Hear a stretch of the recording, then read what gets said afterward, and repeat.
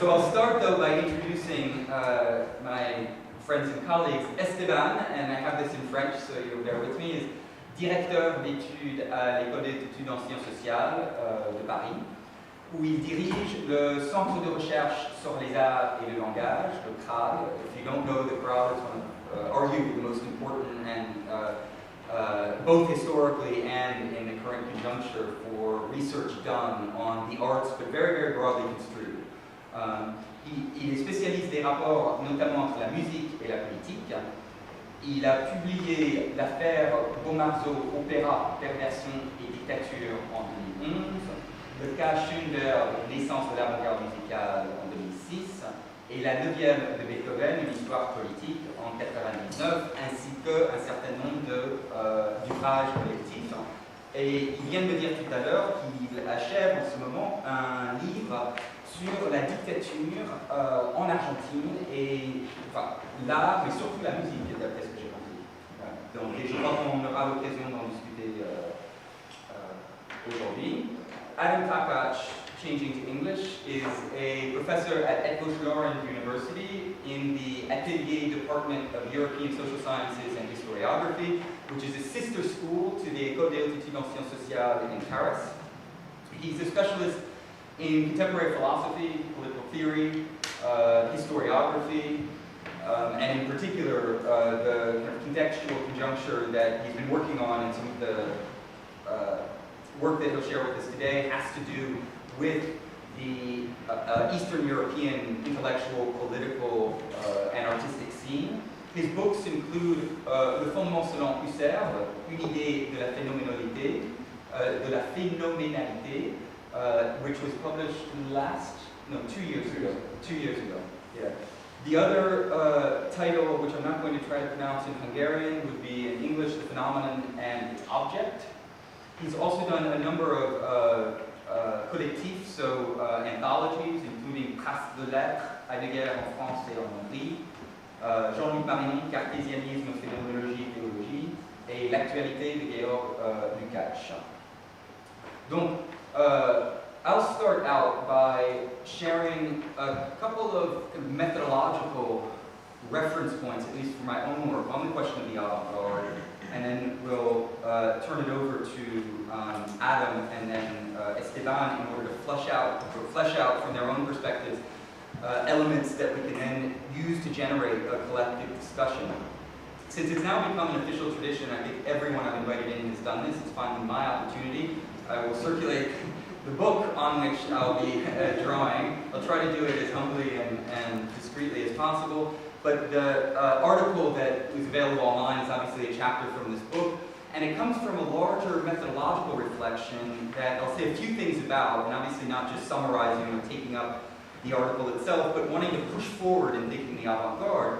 The first thing is that the basic position that I outline is that it is insufficient to accept as a starting point the idea that there is art, which exists in some either autonomous sphere or set of institutions, etc., on one side, and then politics on the other, which would be a separate field, however that field might be defined, and that the question then becomes, how do you link art and politics? Is there a privileged bridge at some point in time?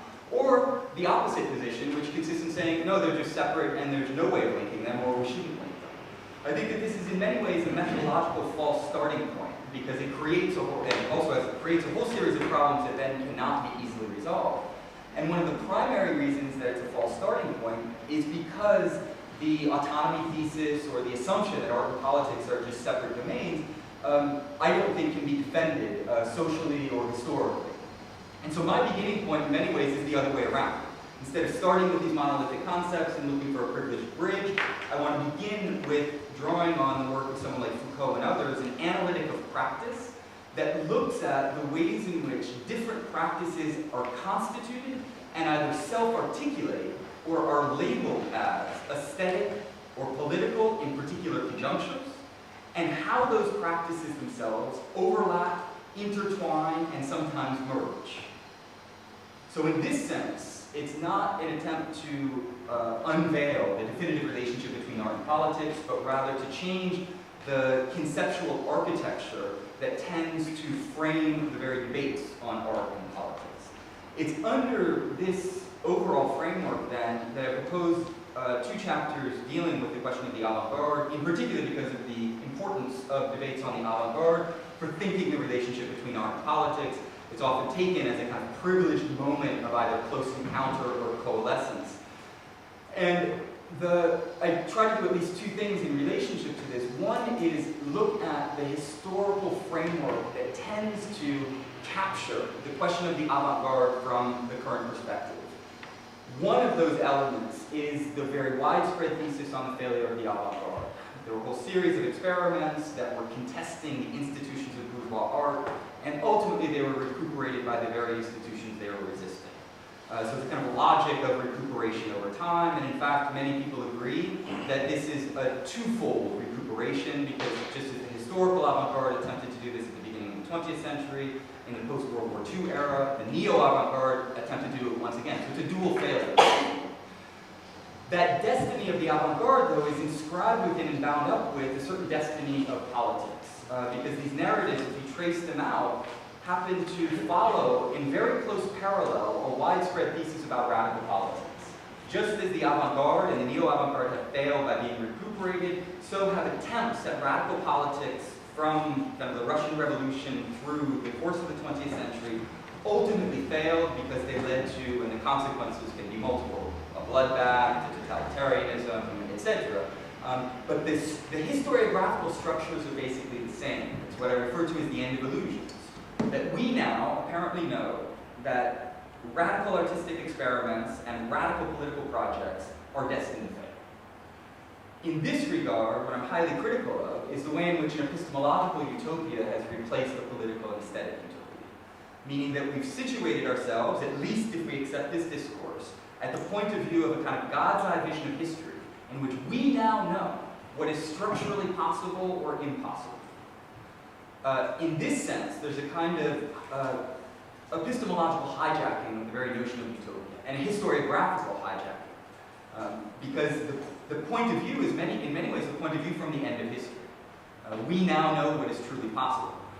This forecloses then a whole series of alternative ways, not only of conceptualizing the avant-garde, but of avant-garde practices. And so it's from this methodological intervention, if you will, that I then try to not simply dismantle this framework, but then think the avant-garde in different ways. And so the rest of my comments will have to do not only drawing on the book itself, but then trying to extend beyond it, how we can rethink the category of the avant-garde today.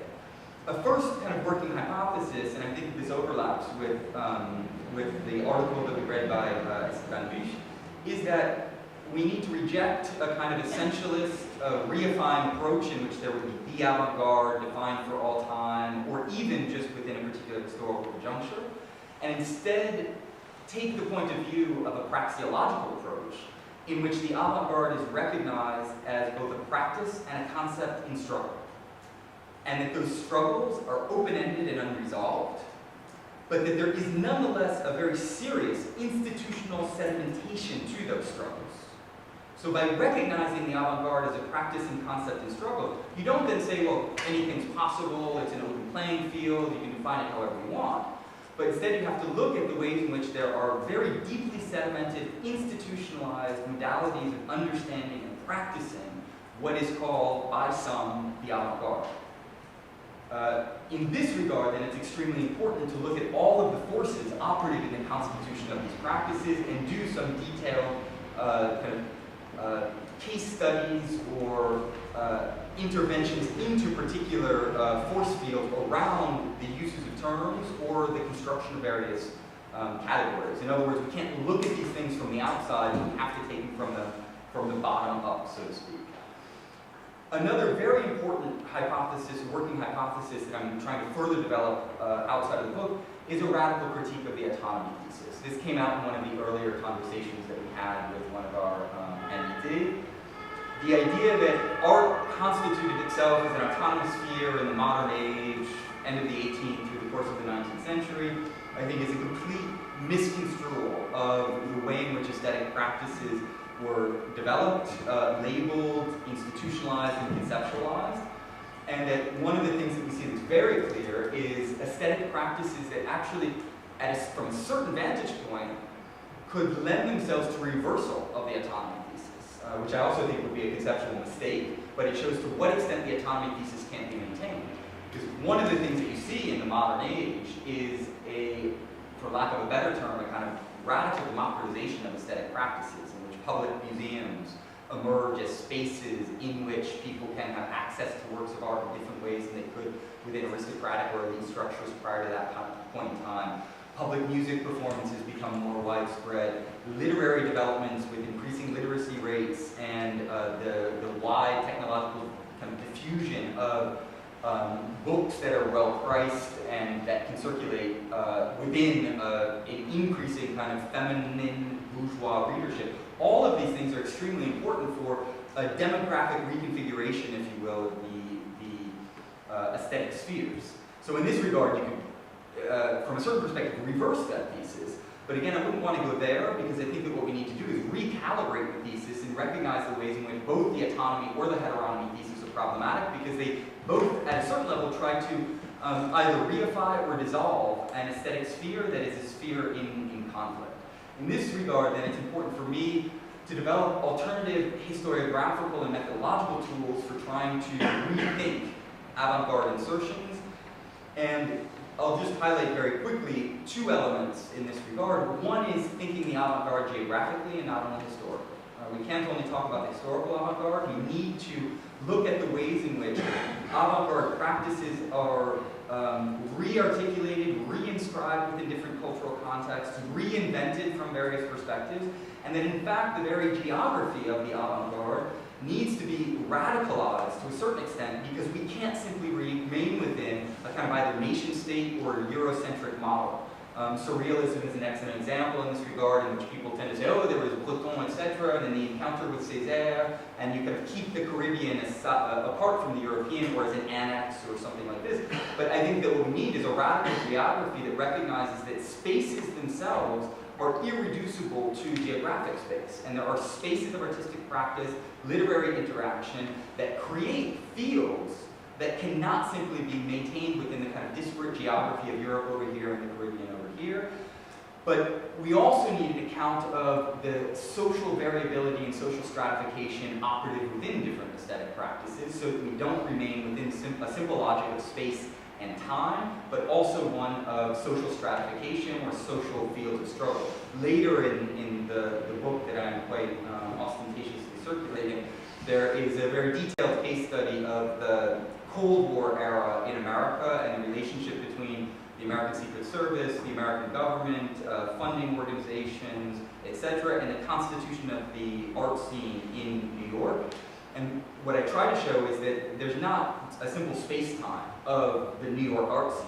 There's an entire field of forces and various strata that are operative within this field of forces, and we need to map it out in such a way that we don't make kind of gargantuan statements about the nature of the art scene at this point in time. Just a couple of other elements, and then I want to keep my comments as short as possible so that we can bring other things into the discussion, is that to think the avant-garde, I think we also need to exit a very widespread binary logic.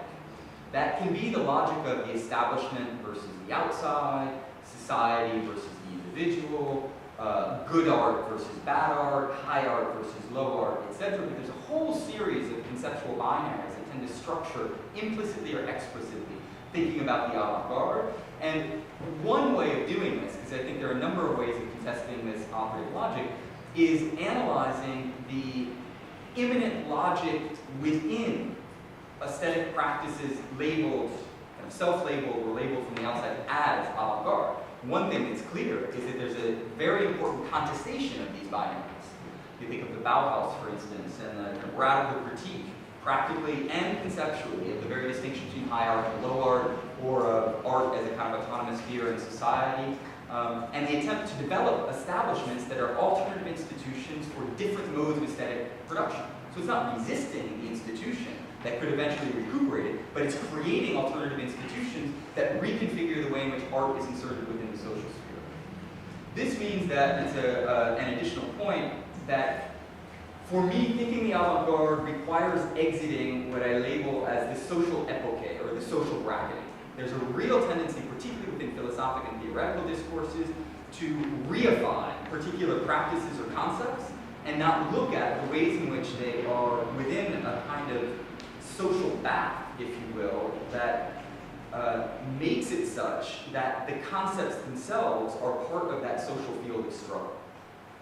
In this regard, what I advocate is a kind of social praxeology, in which there's not a univocal framework, conceptually or practically, but a series of frameworks that are contested from the inside or that contest one another within the larger social field.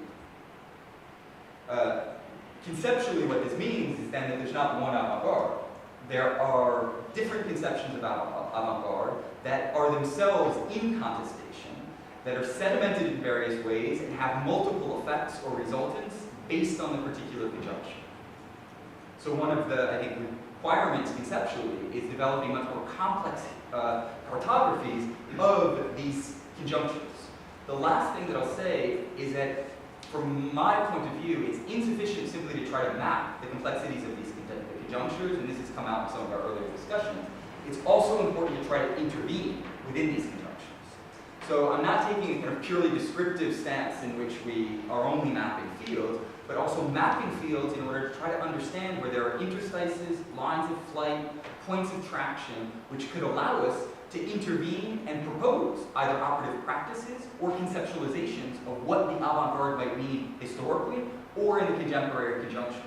And my work with, it's been somewhat sidelined as of late, but I did a lot of kind of earlier work with various artist collectives, and one of the operative concerns with both the kind of rethinking and retooling practically of the so-called avant-garde. And so for me, interpretation or description needs to go hand in hand with intervention.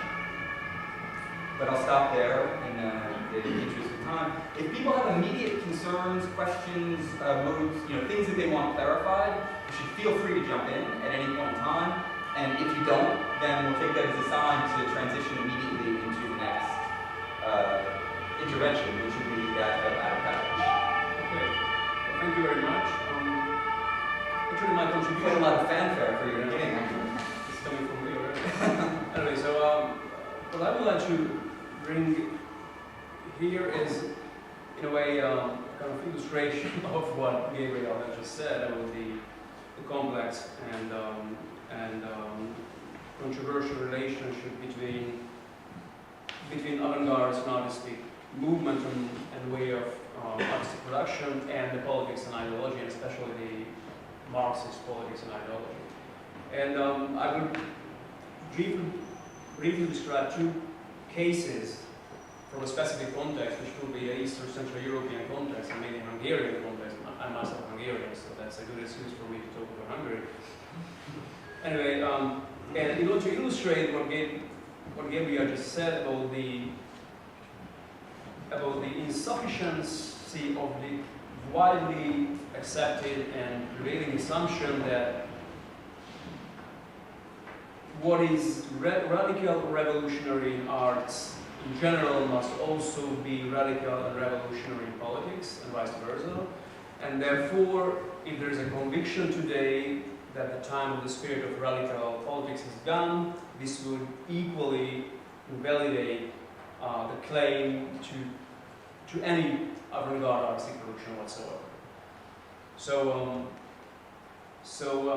this is the assumption that Gabriel just described, that there is here destiny shared by radical Marxist and social politics on one hand, and radical artistic production on the other hand. And if, for some reason, we believe that the time of one has already gone, that will equally disqualify the other component of this binary logic.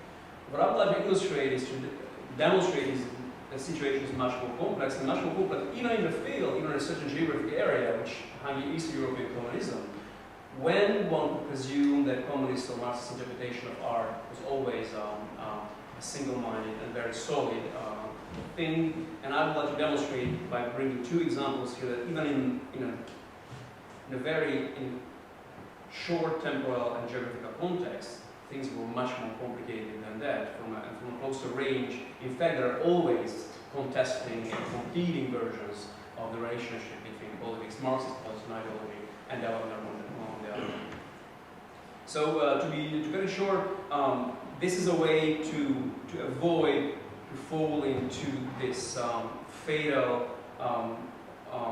strategy today that consists either in claiming that the failure of the artistic movement, just like an avant-garde, can be understood from or explained by or reduced to the attenuation of revolutionary energies, political energies of the leftist tradition, and the history of avant-garde reflects practically the failure of the socialism as a social idea. Its destiny is determined by the historical social catastrophes that we know that happen in forms of various totalitarian communist regimes, or the opposite direction, which means that, and if we could endo or recharge art with a new meaning of avant-garde today, that could be a legitimate and much desired task insofar as it would help to bring about new possibilities of radical politics.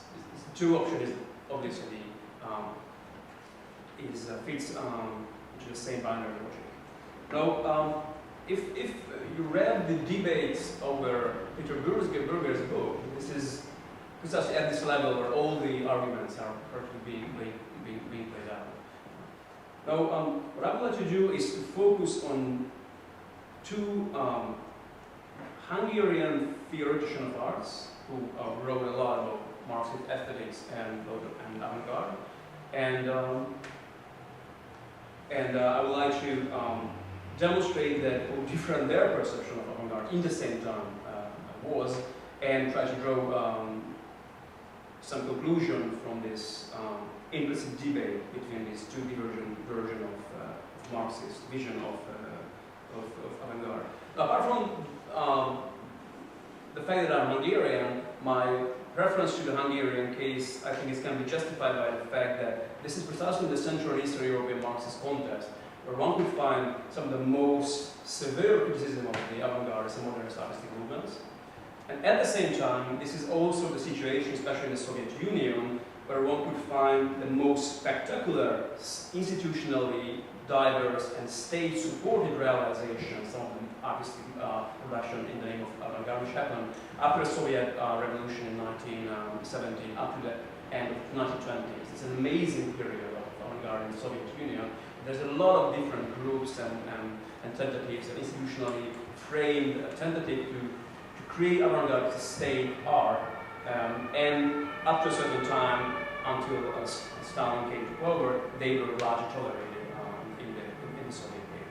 in the Soviet Union.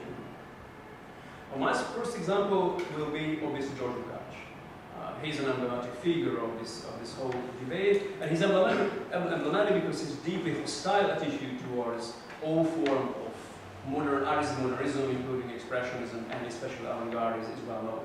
I mean, he's someone who really, not only one of the major figures who started to work out something at the Marxist aesthetic as such, but also in the same move, he rejected practically all the contemporary art as absolutely invalid and inadequate from Marx's point of view, as having an artistic value whatsoever. Now, Lukács is not without forerunners in the Marxist tradition. Plekhanov already played the same cards in the 1910s and criticized very severely, especially formalism and cubism, for the neglect of social sensitivity and the elitism, artistic elitism that they brought into the fore in the artistic scenes in those years. But Lukács, he elevated this criticism into a much higher level, or deeper level, heights or depths, it depends on your taste. And I do not want to dwell on this point very long. His criticism, Lukács' criticism of modernism of avant-garde is quite well known. Actually, there's a chapter in Gabriel's book, which just read that, which is fine. Which deals with this topic. His criticism, in fact, is a combination of a quite conservative perception of artwork as being the expression of the most valuable aspects of human existence, and combination of this vision of artwork, a very conservative one, with a dialectical materialist vision of history, within which the adequate mirroring or reflection of social reality becomes the true cornerstone of judging the authentic nature of artistic production. So it's a conservative, value-oriented, almost neo-Kantian vision of art and dialectical materialism, which says art can be only appreciated if it some way or another adequately mirrors, that's the Leninist term, mirrors the social reality all the time when the artwork has been produced. Obviously, you can see the modernism and avant-garde especially that drop any direct reference to real social reality and reality as such would fall out of this of the category of the Lukácsian appreciation of art. Now, against this conception, obviously there can be a lot opposed to, and in fact, even in the 1930s already, Bertolt Brecht or Ernst Bloch or Walter Benjamin, for that matter, or even Adorno later, has raised serious criticism, and it's the same criticism that Gabriel in his book addresses against Peter Bürger's conception, which is to say that there is a very selective reading of avant-garde there in Lukács' precisely focus on literature and leave outside architecture, film, even almost all forms of visual arts. There's a very rigid and simply construed historical vision of development behind this conception, and there is a sheer assimilation of the production of social values and artistic values and bringing them to the same level. All these arguments against Lukács' position is well known. But on which I would like to insist here that there is a much neglected aspect of Lukács' criticism of the avant-garde modernism, and which I would like to highlight the importance. Because the critic of Lukács addressed to the avant-garde is not simply an aesthetical critic. It is more, and this is something which the readers, for some reason or another, don't perceive clearly, it is most fundamentally an ideology critic, which says that for Lukács, the abandoning of reality, especially in avant-garde, is not simply a regretful fact from an aesthetical point of view.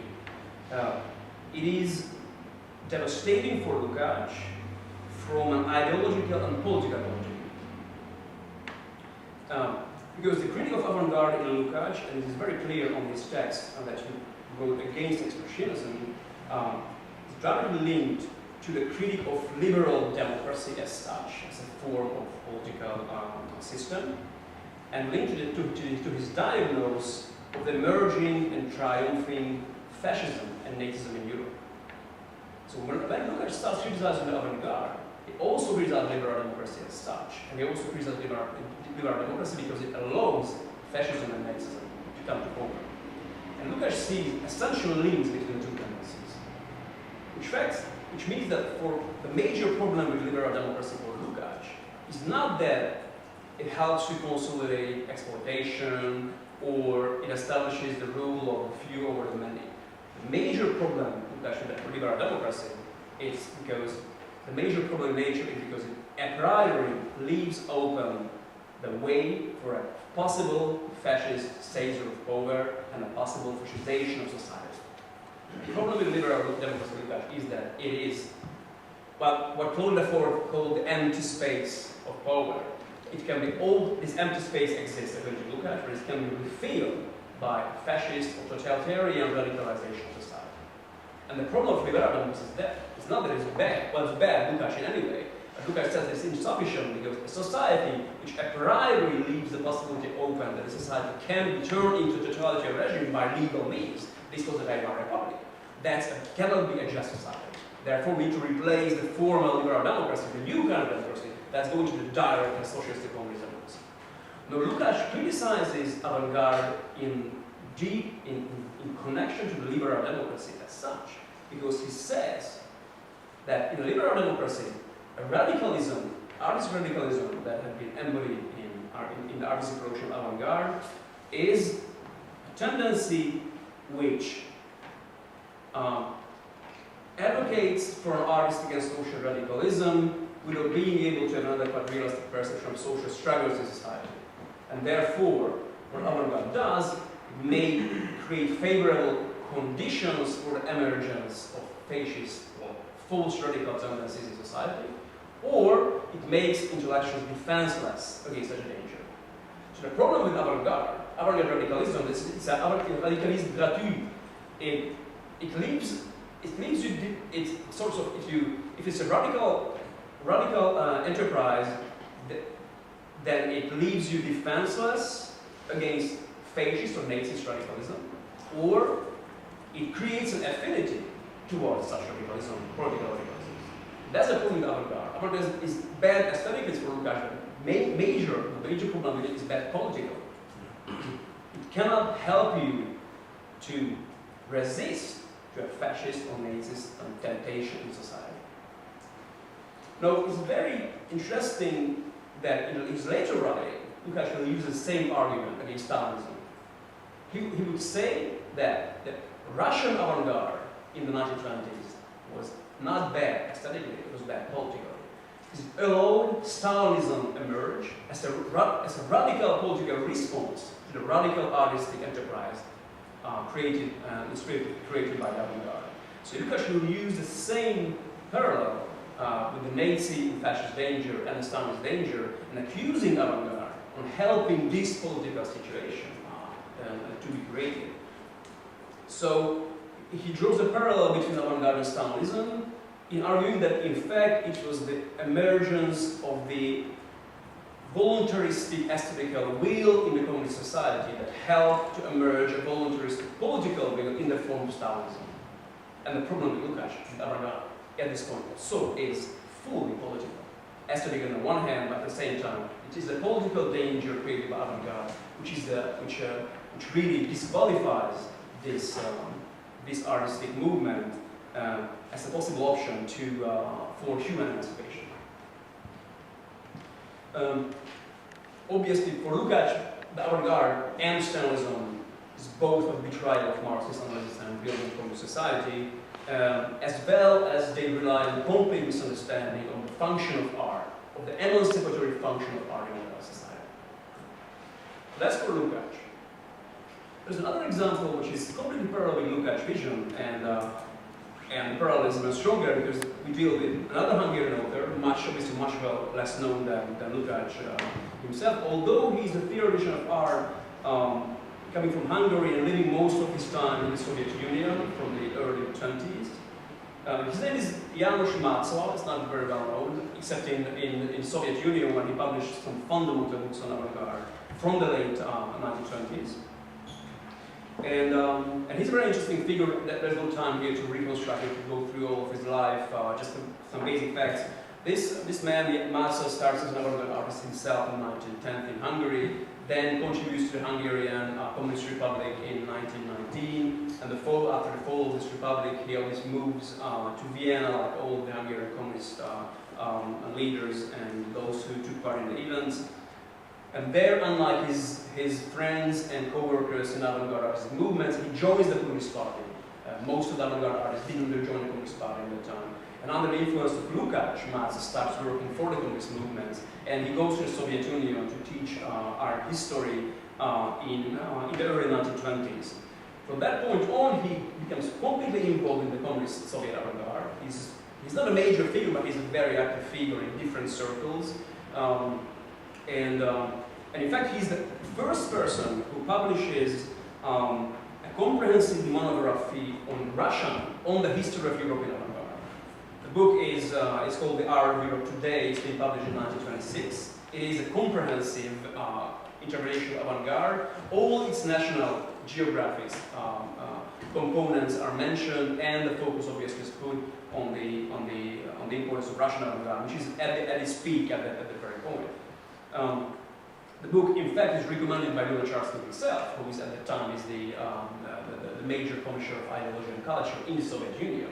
So he's a very important figure to decide what is good and what is not. And Lukács recommend this book as a true Marxist interpretation of history of avant-garde. He's the first one in the Eastern European context.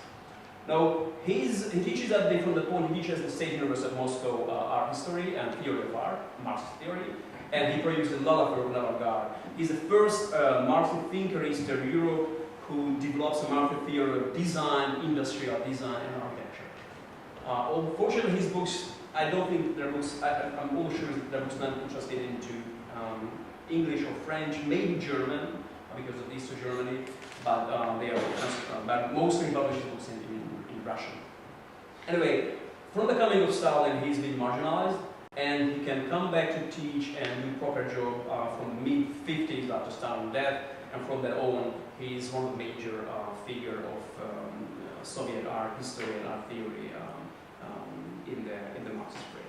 Now the text I would like to analyze briefly in connection with Avant-Garde is his book, which is Aesthetics and Revolution, published in Moscow in 1969, published in Hungary in 1997. It's a typical Hungarian ideological publication, by the way. You can find everything here, the data when it was exactly published, the number of copies that have been published. There is a postface by Hungarian ideologue who tells you how to understand this book correctly in Marxist terms. So all this is very nice thing, historical. Yeah, we can circulate it. And in this work, Aesthetics and Revolution, there's a chapter called Avant-Garde and Progress. And what is interesting here that Mazza does everything to rehabilitate avant-garde as a realistic, political, and aesthetical project. And it's very interesting the way he does it, because he argues that avant-garde is an artist's aspiration is far from being cut from the authentic perception of society, even of communist society. In fact, this is a very progressive and only revolutionary possibility in art, which can contribute concretely to human emancipation as it's being realized in the form of communist society. Interestingly enough, he starts criticizing by the rigid and transhistorical use of the notion of avant-garde, as Gabriel just did. He wants to point out that there's not just such thing as avant-garde. There are different social practices, different contexts where we can understand the social Marxistic movements under the term of avant-garde. And he defines avant-garde as a progressivist Weltanschauung, the progressive outlook. And he adds also that what we can mean by progress is always dependent on the social, economic, and technological condition of a given social situation. So progress is always a locally definable thing, but once you define progress in a certain situation, then you can argue that this and this artistic production is progressive. And what we call progressive, that's avant-garde for us. So it's a very, very sort of postmodern concept of avant-garde. And this being said, Mazza also highlights two crucial aspects by which avant-garde can be understood as an extension or radicalization of realism, a realist conception of society, like Marxism, and social realism as the proper aesthetic Marxist category. And he argues that avant-garde should allow the criticism of the status quo by all means. So it is a critical enterprise. Progressive means critical for the status quo, but insofar as the critical artistic production does not lead to the denial of the social reality, that was the failure of the traditional bourgeois avant-garde, but contributes to a possible social innovation. In this term, Mazza argues that the role of art, the role of avant-garde, is carry out a kind of testing out or experimentation with forms of social thinking, imaginary, and sensibility in order to create a more human conscience. It is the only experimental way of socialist, of the Marxist project. In art, you can experiment. In society, you cannot experiment, obviously, because there are huge consequences. But in art, you can experiment, and the progressive, critical, and innovative function of avant-garde is precisely to allow this experimenting with new ways of social thinking, new ways of sensibility, new ways of communal feeling, and new ways of imaginary. And that's how art avant-garde is understood as a realist project, at the same time as a communist project. And obviously, it's Mazza wants to keep all the subversive aspects of this artistic project too. Though according to Mazza, avant-garde is the only realism that can bring to the same platform historical vision of culture, the belief in the technological progress, and the social emancipation without running the risk of sacrificing one for the other. That's, in his view, that's communist.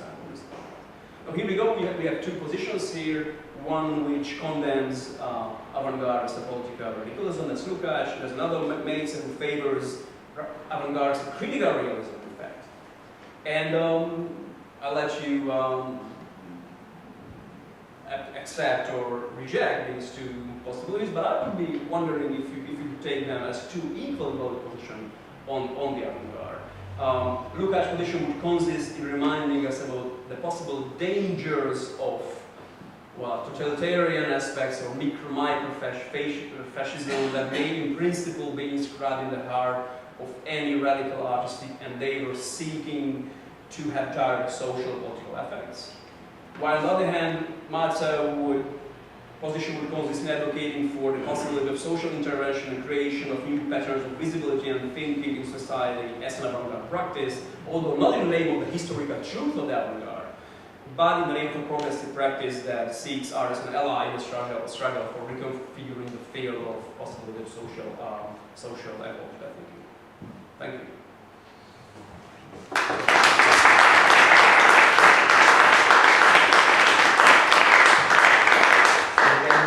Règle du jeu. If people want to jump in immediately, pressing questions or comments, and if not, I'll turn the floor over to Esteban, who will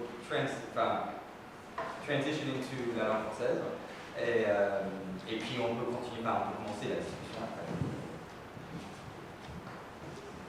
Quand tu veux.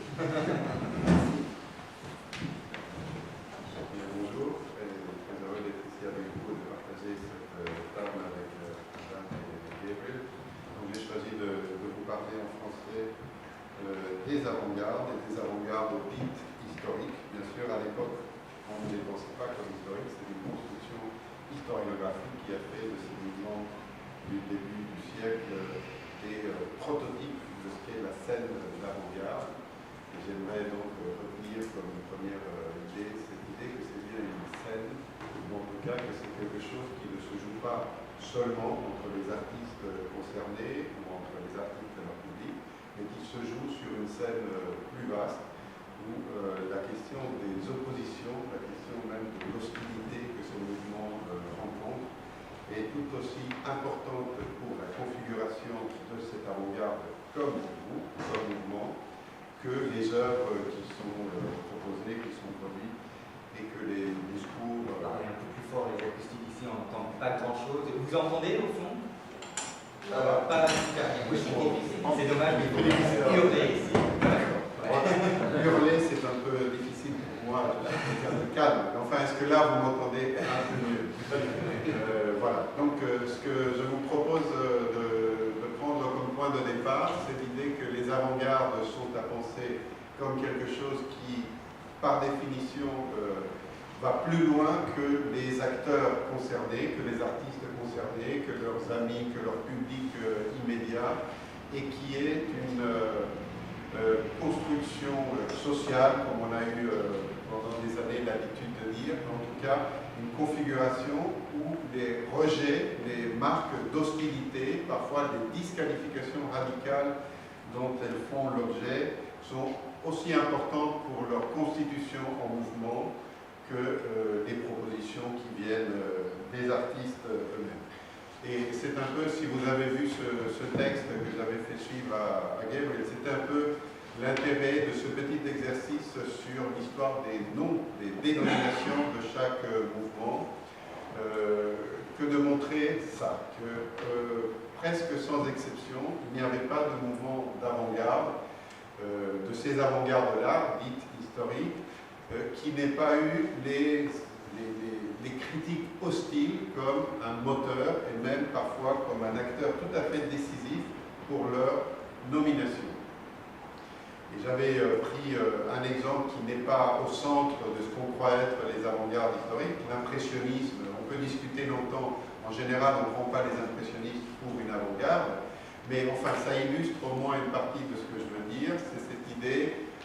Comme vous savez, que Claude Monet a lancé mettez impression pour appeler le premier tableau donc le soleil chante, et ça a été repris par la critique comme impressionnisme, comme une manière de disqualifier, ou en tout cas de mettre en doute ce que ce groupe de peintres était en train de proposer. Et ça, c'est un schéma qui prend différentes formes, puisque à partir au moins de Marinetti et le futurisme, c'est plutôt l'inverse qui va se produire. Marinetti qui va dire « Moi, je vais vous proposer quelque chose qui s'appelle le futurisme, qui va transformer la vie, qui va avoir des conséquences littéralement incalculables sur l'art et la vie.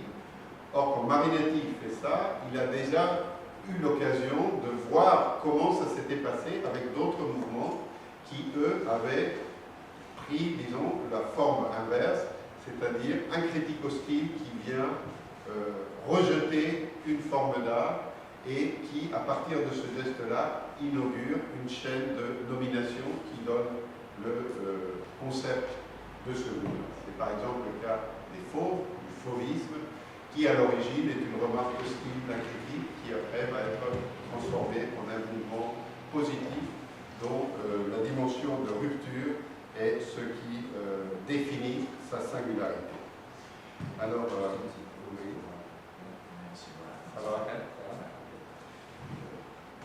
je ne vais pas vous faire tout un panorama de ces différents cas.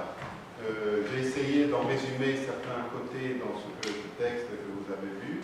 Moi-même, je me suis intéressé à un cas particulier, celui de Schoenberg et de l'atonalisme.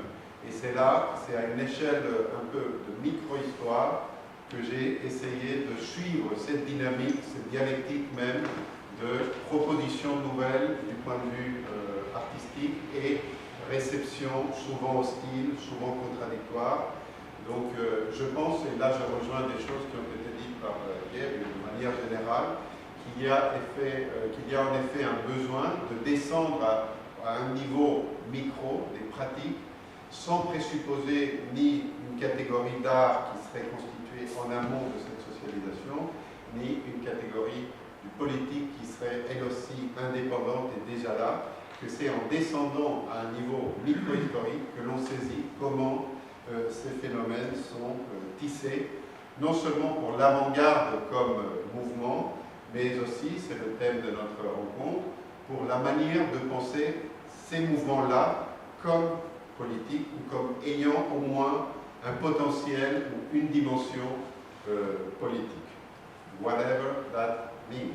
Ce qui est quand même le scepticisme, disons, méthodologique que je pense nous partageons par rapport à cette question. Pour l'atonalisme et Schoenberg, donc, je ne veux pas être très long, mais je vous donne quelques exemples que j'ai explorés dans un livre, donc le cas Schoenberg, qui montre cette réversibilité des phénomènes artistiques et des représentations politiques de ces mêmes phénomènes qui, a priori, se déroulent dans un champ qui est pensé comme autonome. Et alors là, une fois de plus, je partage le scepticisme de Gabriel par rapport au concept d'autonomie, mais j'ajouterai quelque chose d'important. Je partage ce scepticisme comme manière de décrire les phénomènes historiques qui nous intéressent. Je pense que le concept d'autonomie est inefficace à l'heure de décrire ce qui se passe dans telle ou telle situation historique. En revanche, ça fait partie de l'objet que nous avons à décrire. Autrement dit, l'autonomie de l'art a été et reste encore, dans une très large mesure, un pilier idéologique, si vous voulez, de la manière qu'on a, de manière générale, de penser la singularité de l'art.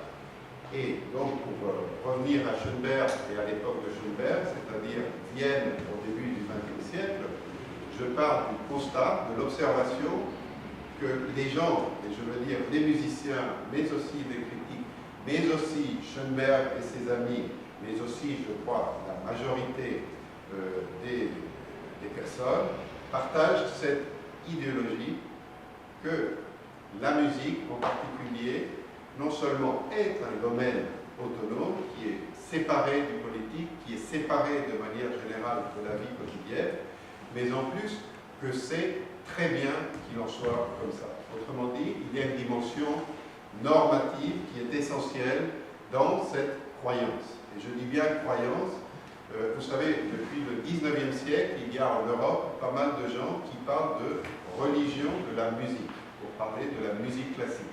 Et je pense que le concept de religion, on peut nuancer, mais à première vue, il faut le prendre au sérieux, c'est-à-dire c'est un régime de croyance institutionnalisé dont les salles de concert sont en quelque sorte des temples. Donc ça suppose une séparation entre l'intérieur de ce temple et l'extérieur, des rituels qui se déroulent à l'intérieur de ce temple et qui n'ont pas de validité à l'extérieur, et ainsi de suite. Donc, qu'est-ce qui se passe avec les œuvres de Schoenberg? Je ne sais pas si vous avez des notions d'esthétique musicale. Bon, je résume en 2 phrases. À l'époque de Schoenberg, toute la musique classique et non classique est tonale, c'est-à-dire fondée sur une hiérarchie entre les 12 notes de l'échelle tempérée, une hiérarchie qui s'exprime très simplement quand on dit telle symphonie étant Ré majeur, le Ré a une fonction hiérarchique par rapport aux autres 11 notes de l'échelle tempérée.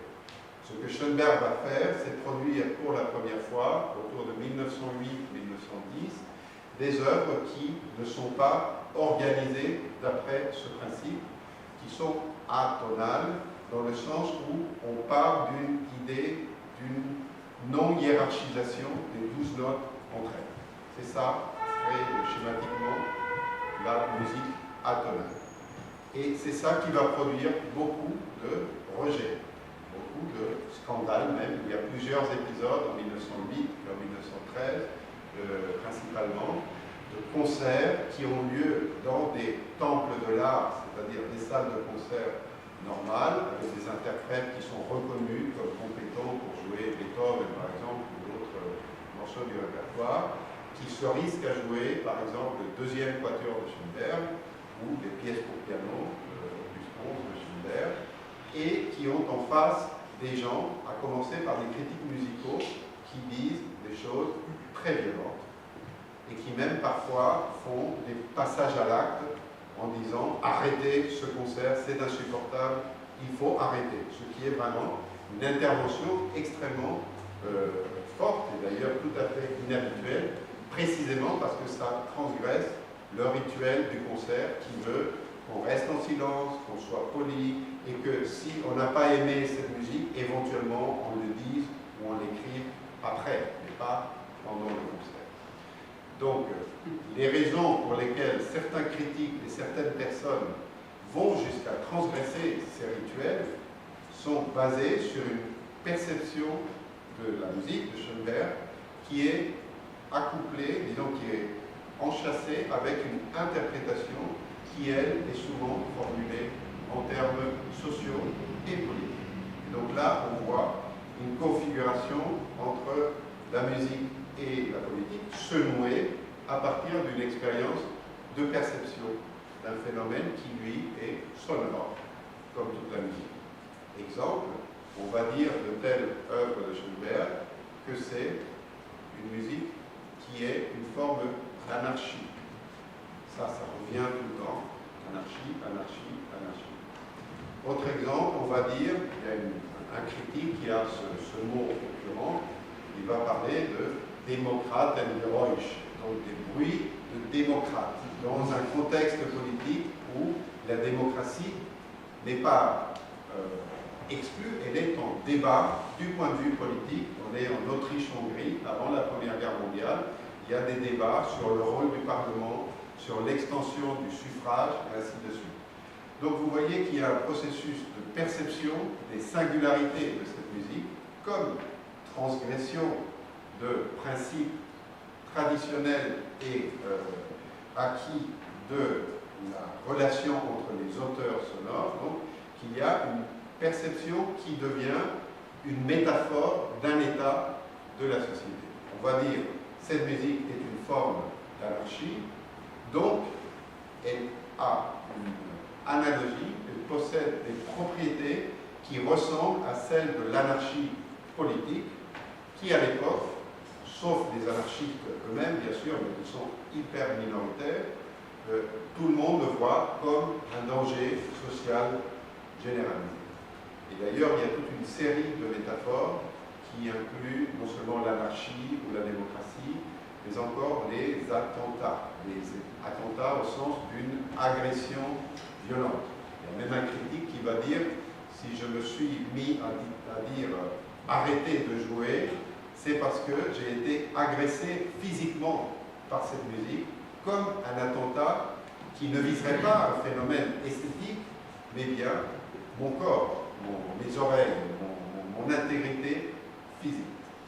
Donc là, on voit cette configuration où le politique et le musical, au sens technique du terme, sont inséparables pour les critiques, mais comme une réaction qui consiste à dire cette musique-là, on doit l'exclure du temple de l'art. Elle doit trouver sa place ailleurs, ou d'ailleurs ne pas trouver de place du tout. Donc il y a un geste d'exclusion qui est extrêmement violent et qui, en tout cas, est d'abord un geste pour préserver l'intégrité de ce monde qui est pensé, ressenti, conçu comme autonome. Alors, ce qui est intéressant historiquement, c'est de voir que Schoenberg et ses amis, quand ils se sont retrouvés face à ces réactions hostiles, ils ont eu différentes phases pour répondre à cette critique. Ils ont pris tour à tour des attitudes différentes. Je n'ai pas d'exemples musicaux, mais si vous avez un moment, peut-être vous les connaissez déjà, si vous avez un moment, allez voir, allez écouter plutôt le deuxième quatuor de Schoenberg ou les pièces opus 11. Vous aurez une image sonore de ce que ça veut dire. Ce qui est intéressant avec ces œuvres, que la manière que nous pouvons avoir de les décrire change selon qu'est-ce qu'on préfère retenir de ces œuvres. Je vous explique de quoi il s'agit. Au moment de la création du deuxième quatuor, c'est en décembre 1908, donc il y a ce scandale, ce critique qui dit arrêtez, c'est insupportable. Et après, il y a une deuxième interprétation. On redonne la même œuvre quelques semaines plus tard. Et Schoenberg, il fait imprimer par ses amis une analyse musicale, comme un texte musicologique, en disant vous n'avez rien compris, vous dites c'est du bruit, ce n'est pas de la musique, je vais vous expliquer que cette œuvre, elle suit tout à fait les règles du jeu de la forme sonate, par exemple. Et donc, il va expliquer ça via ses élèves et donner ça comme une sorte de guide d'écoute au public et aussi aux critiques. Et les critiques, ils vont dire, oui, mais vous nous expliquez tout ça, peut-être, mais ça n'empêche que quand on entend ça, on n'entend pas les thèmes de la forme sonate, on entend un chaos, on entend un éclatement des motifs. Et donc, je vous disais qu'il y a différentes phases dans le parcours de Schoenberg. À partir d'un moment, très précisément de l'année 1910, il va dire, comme on dit en français, chiche, c'est-à-dire je vous prends au mot.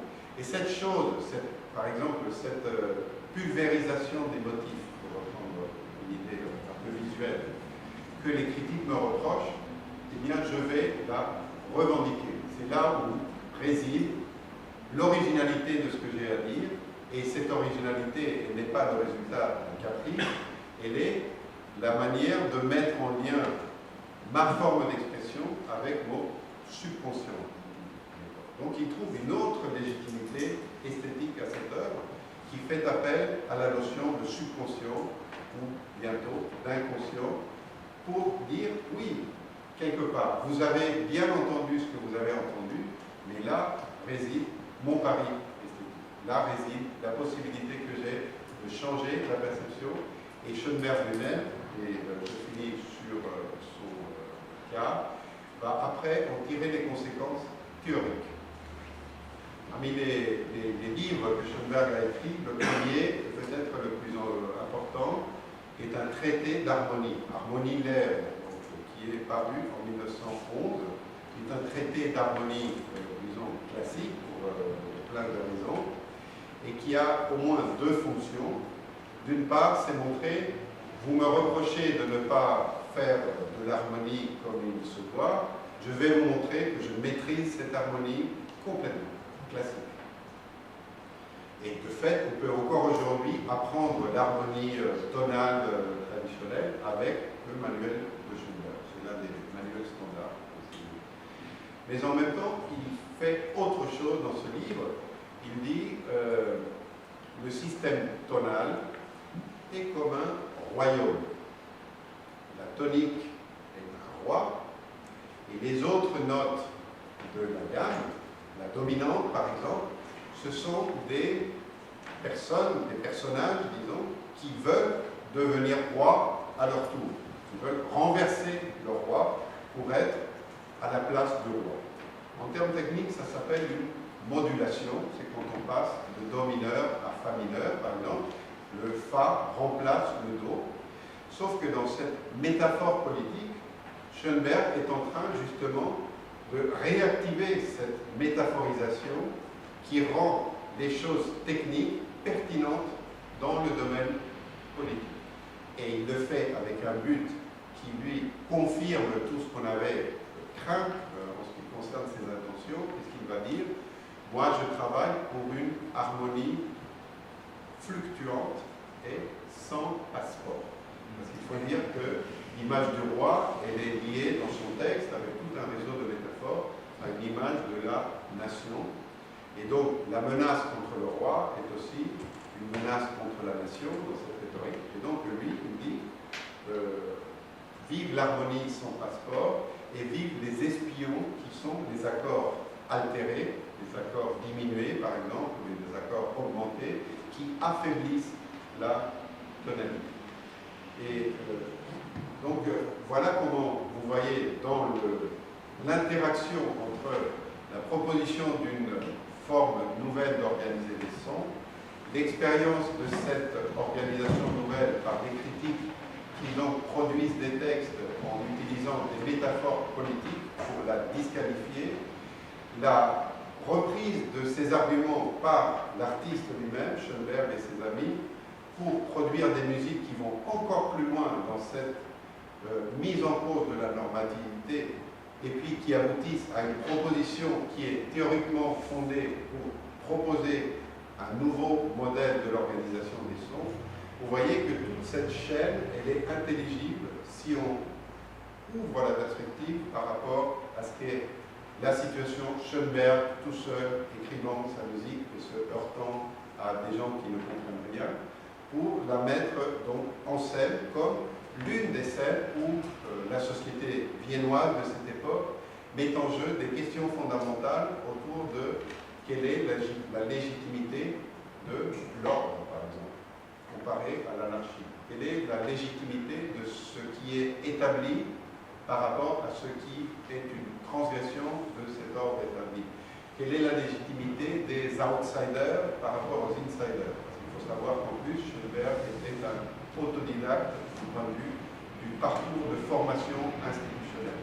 Donc, dans une scène, au sens où je l'ai un peu défini, c'est-à-dire même la scène théâtrale qui est un concert, vous avez des projections d'une une fantasmagorie politique qui donc fait de ces concerts des lieux de performance collective pour qu'est-ce que le politique, autrement dit, qu'est-ce que l'être ensemble, quelles sont les règles que l'on ne peut pas menacer dans cet être ensemble. Et vous savez sans doute que pour les Viennois en particulier, la musique est non seulement un lieu de sociabilité très important, mais aussi un lieu de mythification de leur propre histoire, dont l'identité se pense souvent comme la patrie de Mozart, Haydn, et puis Beethoven par adoption, et ainsi de suite. D'où la menace que représente le cas Schoenberg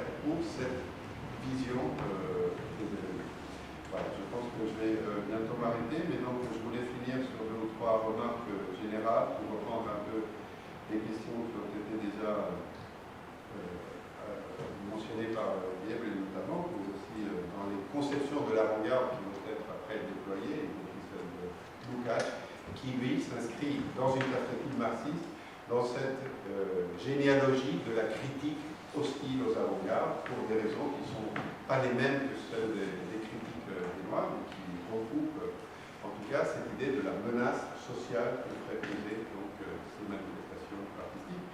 Donc ce que je veux simplement rajouter, c'est l'intérêt de s'intéresser, excusez-moi l'altération, l'intérêt de ces scandales, de ces scènes de rupture, de ces scènes de performance de la discontinuité historique pour une perspective de recherche historiographique qui donc part de l'idée que l'art et la politique ne sont pas des choses qui préexistent la discussion, mais qui sont à nouveau tissées à chaque fois dans ces scènes. Et donc la question même du politique, elle ne peut pas être tranchée a priori par une définition normative en disant j'ai décidé ce qui est et ce qui n'est pas politique. Je finirai tout de même par rajouter une chose, elle ne peut pas être tranchée non plus, et là c'est peut-être un sujet dont on peut parler, par une approche qui ne ferait que reprendre ce qui est politique dans les perspectives des acteurs.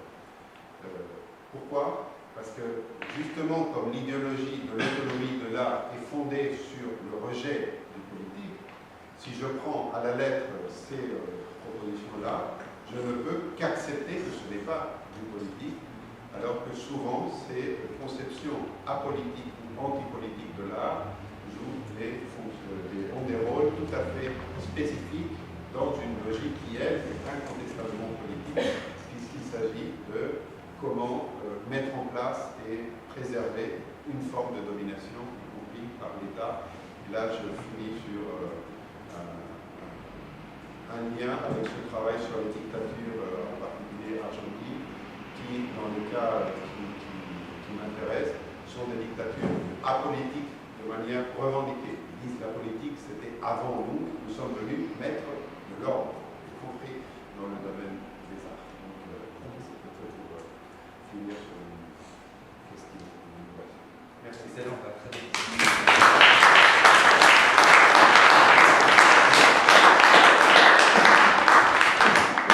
There's a lot that's on the table. People have immediate reactions, questions, concerns. Otherwise, we can also begin. I have plenty of questions that are flagged kind of along the way. Maybe I could begin, but again, jump in whenever you feel like it. One of the things that I think that came out actually in all three of the presentations is a sense of looking at the avant-garde in terms of kind of multidimensional analysis, where it's irreducible to simply one program, one concept, one practice. And that multidimensionality can be different theories of the avant-garde, different contexts, different modes of nomination or struggles over terms in various cultural contexts and settings. And so I think at a certain level we agree on an approach that is multidimensional, largely praxeological or micro-historical. The question for me then becomes, if we do have that basis for agreement, what becomes of the kind of general field of the avant-garde, and is it possible to distinguish it in some ways from other modes of artistic practice? Because there's a risk of just multiplying the dimensions and the complexities, etc., and then all of a sudden the concept becomes, or the notion and the practice becomes so éclaté or diffused within the social scene that you can't really say anything more concrete about it. So I guess the question that I have kind of for both of you or for all of us is, are there certain, not necessarily principles or absolutes, but conceptual or practical coordinates that we could identify that would make sense of things labeled avant-garde from the end of the 19th and in the early 20th century? Or is that an impossible theoretical and methodological project? And a few things that come to mind as at least possibilities is a kind of radical interrogation of the relationship between art and the social world. Almost as a kind of problematic scene, rather than a principle or an absolute, or another that comes to mind is the historical inscription, that much of avant-garde practice is aware of an art history that it's inherited and might be reworking in various ways, its harmony in relationship to other modes. And another, and these are absolutely kind of working hypotheses, I'm not postulating them at all, is a kind of gesture that one might refer to as meta-aesthetic. That's what came to mind when you were talking about Schoenberg, is that there's one way of participating in artistic practices in which one plays by a set of structured rules of the game. But in hearing you on Schoenberg, it seems that it's not simply a matter of playing an aesthetic game, but also asking a kind of meta-aesthetic question of the conditions of possibility of that game, and intervening at the level of that structural playing field in which the games themselves are played.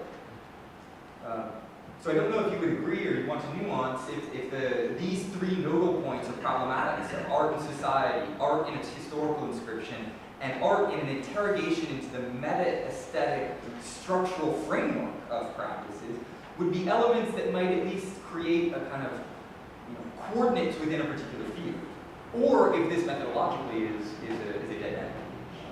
I don't know if either of you have thoughts on this. Well, I mean, I would say that the question is how to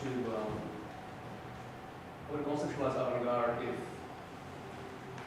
if we want to avoid to propose a substantial definition, which would be running the risk of providing an historical vision of artistic production. Then I don't think you could get away with simply talking about some formal conditions that an artist practice should fulfill that be considered as not.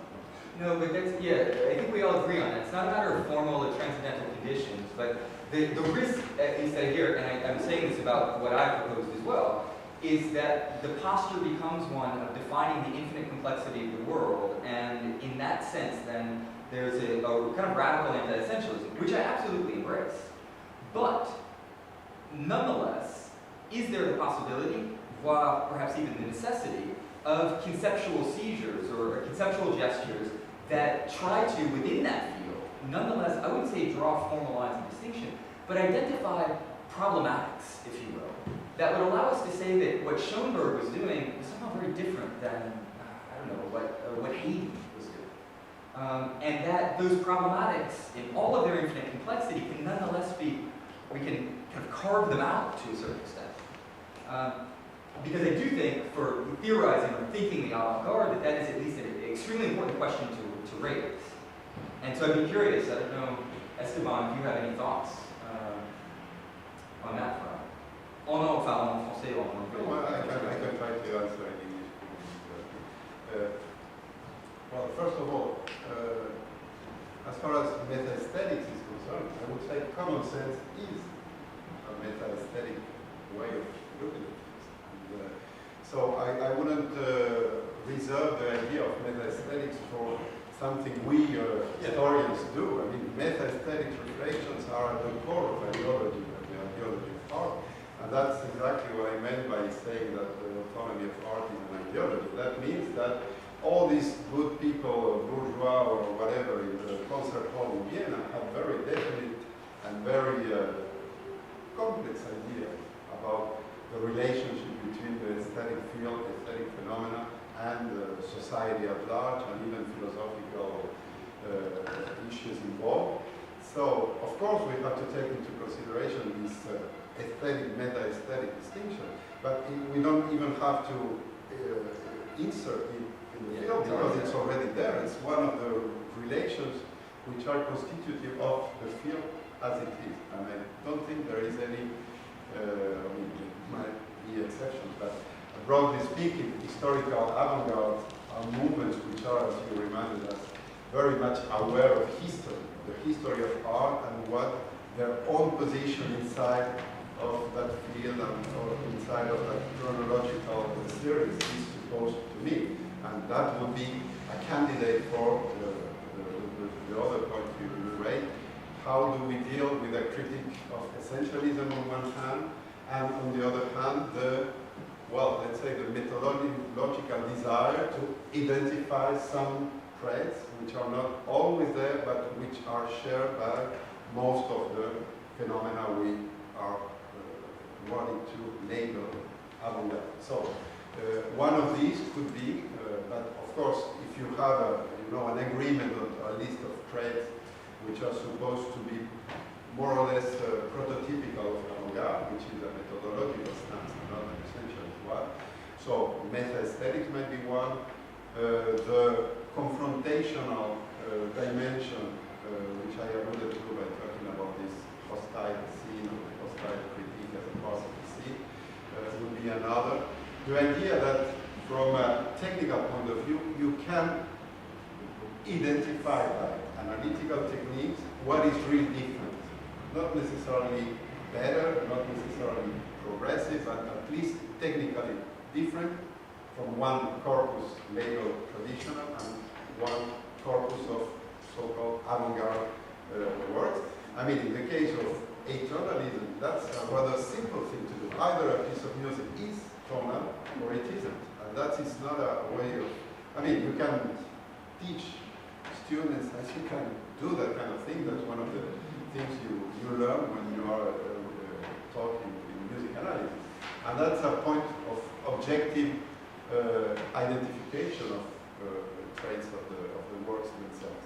And to try to finish, to conclude my open question again, I don't think you can either definite a normative, because you are again in a normative stance, make of this list of traits a solidified tool, and you cannot only rely on what the people thought they were doing or what other people said those other people were doing at the time, an immanent definition. You have to go and come and go from one enunciative dimension to the other, and that's, I think, related to your idea of eternity. You have to be somewhere, and you have to choose at some point, well, I will use this concept in such and such way to try to describe such and such phenomenon. I'm not saying that this is the last word we can say about this particular concept, but still we are in progress. Yeah. Comment at the end. Yeah. I have just a comment. I mean, I think coming Yeah.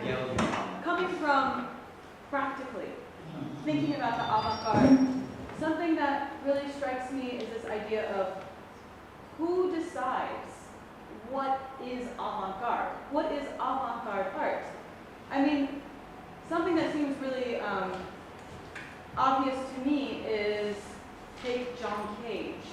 John Cage is considered to be avant-garde music by some, but I think by many people who situate themselves as coming from a school that is descended from Cage's work, they situate themselves as an opposition to what they think the avant-garde is, and they label themselves experimentalists.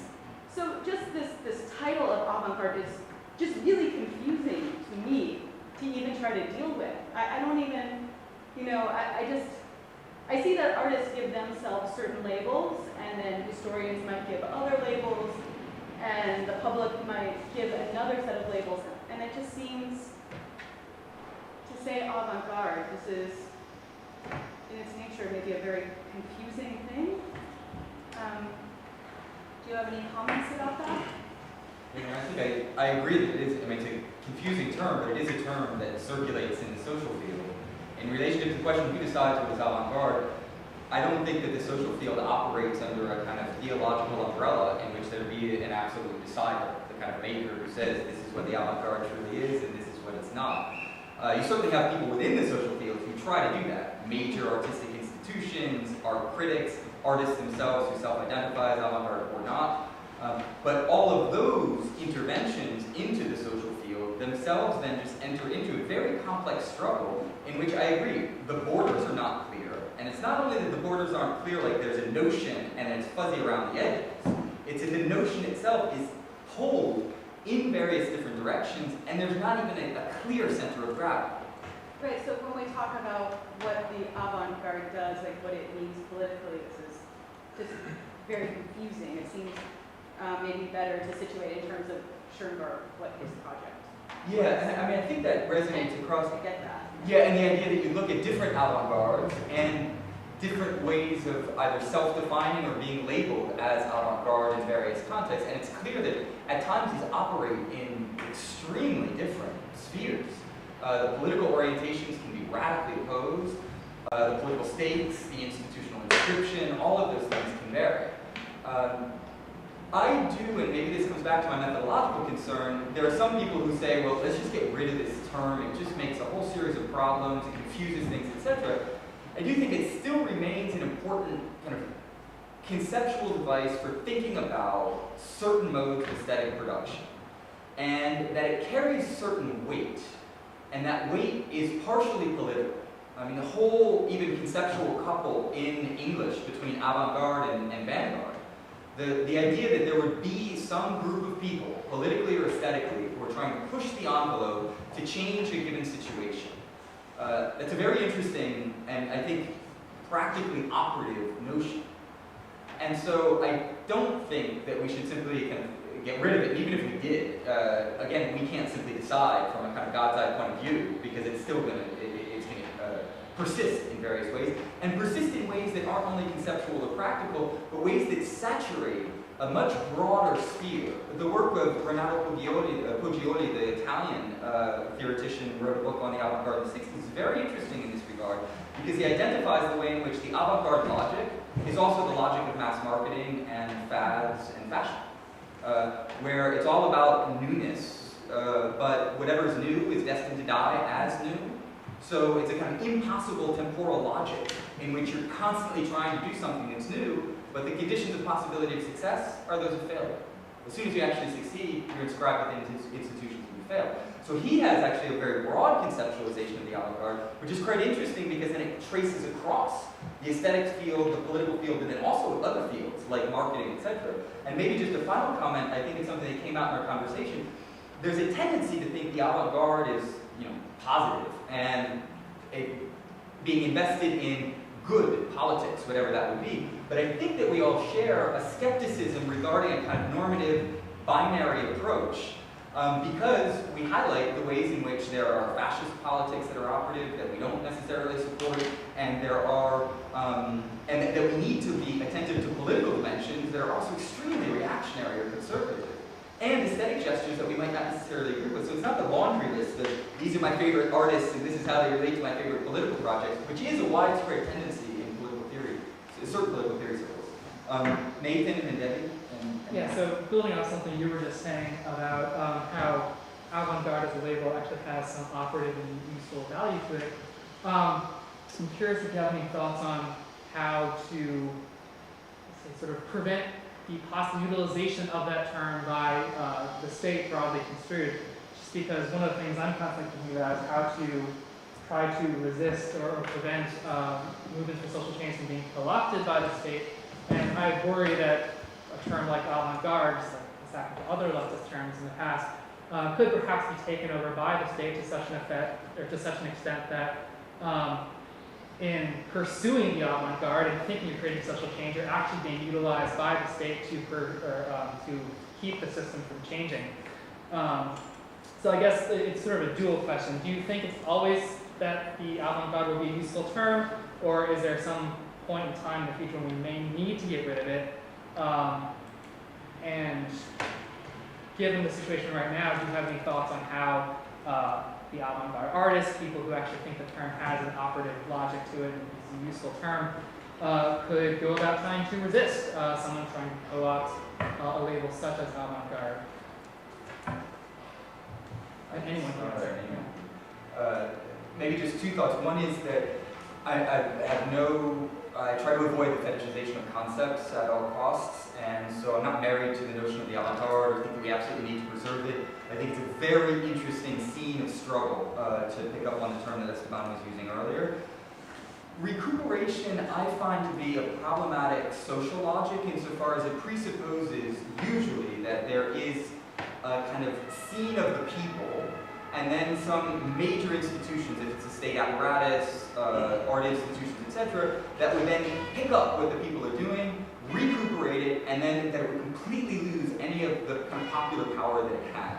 This binary social logic, which is very close to a kind of big brother mentality of these major institutions, I think loses the extent to which, there are a number of aspects. One is that if a term is co-opted or recuperated to use this logic, it doesn't necessarily lose its power because there are modes of resistance and recuperations, again to use, there are many problems with this term or this notion, in part because it tries to flatten agency into the agency of the state institution, or institutions more generally. A second problem that I have with it is it doesn't recognize the extent to which there are people who work within and against institutions and actually use their socially perceived recuperation for leverage in extremely important ways. And the avant-garde, various avant-garde practices were excellent at doing this. And so in that regard, I just find the kind of standard Marxist logic as being there. It's just, it's like, I don't know what the best image would be for it, but it's much too cumbersome of a kind of binary social logic. And I'm more in favor of a kind of refined approach that looks at different strata that are operative. Yeah. Just one completely agree with what you just said, including this skepticism about the notion of recuperation. But I wanted to answer to something you both said in a way. Who decides the virtues of using avant-garde as a category for labeling things which are not identified either by the historiography or by the artists themselves as avant-garde? I'm not a fan of using avant-garde in a general way because of its military resonance, which are at the origins of the concept itself. But on the other side, I cannot ignore the fact that those phenomena are labeled as avant-garde in the history of the arts and the history of society in general. So the thing I wanted to add is, what if you're a scholar, as we are, or a student, and decide to organize a conference on avant-garde, and somebody submits you a paper on John Cage? Then you have to make a decision. Do you take it or not? I mean, that's it's a very trivial way of looking at things, but I think that on the other hand, it does play a role. I mean, in the kind of sociology of the research itself, which is part of the thing we are dealing with.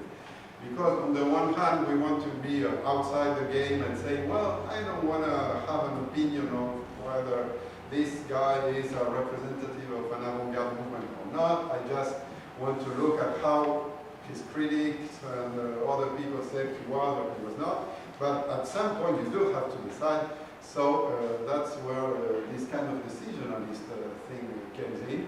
And my answer would be, well, I don't know if John Cage is a good candidate to be labeled as an avant-garde. In fact, I'm very much aware of all the controversies around that and all the good reasons for saying no. I don't want to label John Cage as an avant-garde artist. But still, if I organize a conference, I have to make to other people known what I'm aiming at. And it's, for instance, discussing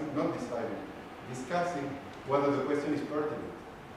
And I'm sure you will agree, it is pertinent as a question and not as a way to decide. So, but still you do have to decide first whether I take this paper or I don't. So this is kind of intervention. Debbie and then David.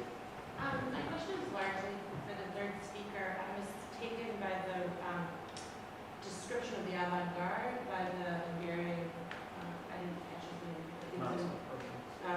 and he worked in the Soviet Union, and he defined the avant-garde as any artistic movement that engaged in a kind of social experimentation, or the avant-garde in general was defined in terms of a capacity for social experimentation that couldn't happen anywhere else. And I like that definition a lot, but I wonder sometimes, or when you were saying that, I wondered, why do you, it looks like that you're defining art in terms of social experimentation, but then can't you just have social experimentation without producing any art?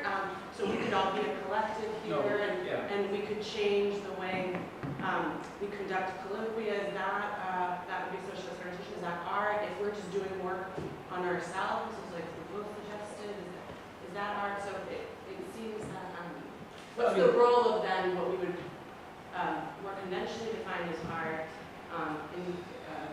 in social experimentation? I do agree, and thanks for the remark. I mean, the crucial question here when we talk about the definition of that, definition of avant-garde is, looking for a definition that to decide on for what purpose to read this definition. Because I mean, a simple definition, you can look at it in a dictionary or in an encyclopedia and you have it. But if you want to use this definition, it would be nice to know for what reason you want to, is it from historical interest, is it from political interest, is it from artistic interest? And it might happen that you have different definition of avant-garde depending on the very purpose, academic or artistic or political purpose, for which you want to mobilize this notion. But in this specific case in Masa, he understands avant-garde as a social practice. And he categorized any art practically as an avant-garde, which, as he defines, can be qualified as a progressive social activity. But he also says that progressive means that a given certain historical situation, a given society, conditioned by the belief in technological progress, is very important for the technological progress. the vision of the cultural past and the aspects of human emancipation. And he says that yes, I mean, there are a lot of different social practices that can realize these goals, but the art is the only one in which you can experiment with these ideas, bringing them together without running the risk of destroying something, failing in society. For him, Stalinism was an experimentation with society, a kind of political avant-garde, but it had serious consequences. I mean, killing a couple of million people, you know, if you try it out, I mean, it's a strange idea. Well, for Mazza, you could do it, but without running a danger, you can do it only in art. That's the privilege of art. The privilege of art, you can test it. So if I have a Stalinist village, a little Stalinist village, and we test out Stalinism, is that art then? Well, Or is it, it is that the privilege of art is that you can test things out without running the whole social danger, because you do it imaginatively, figuratively, in your thinking, and not concrete. At the same time, you also suggest that once the consequence of this testing out, experimentation, should be brought into back to the social field and used for concrete social innovations. Visual, architecture, film. I mean, you can multiply the examples where you can effectively put artistic experimentation into social practice, create a more human environment due to artistic experimentation. That's his vision of avant-garde. So he enlisted at least 6 definitions of avant-gardes. Artistic, and then all refuses them, saying that all abstract ones and all selective ones, what you need is to consider art as social practice as such, and then you are in a position to find a good definition. But again, he has a clear purpose there: social practice and social emancipation. That's his need for this notion.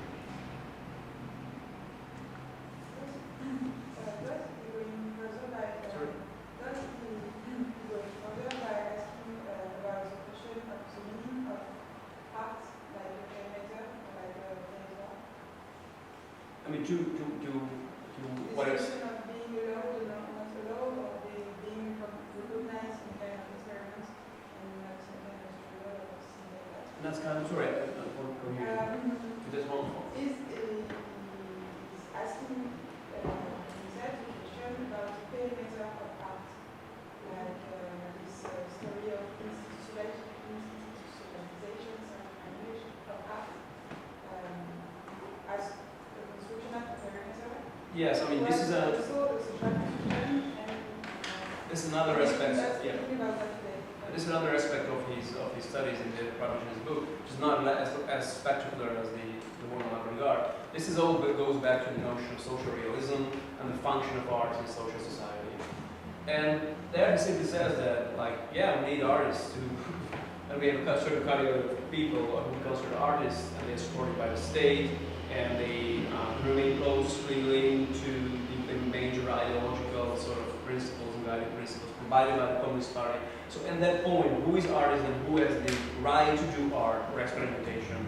This has a very conservative orthodox communist idea. This is the party who would tell who is the true artist and who can do what kind of well, no, the party doesn't tell you what to do as an artist. It tells you that you are an artist or not.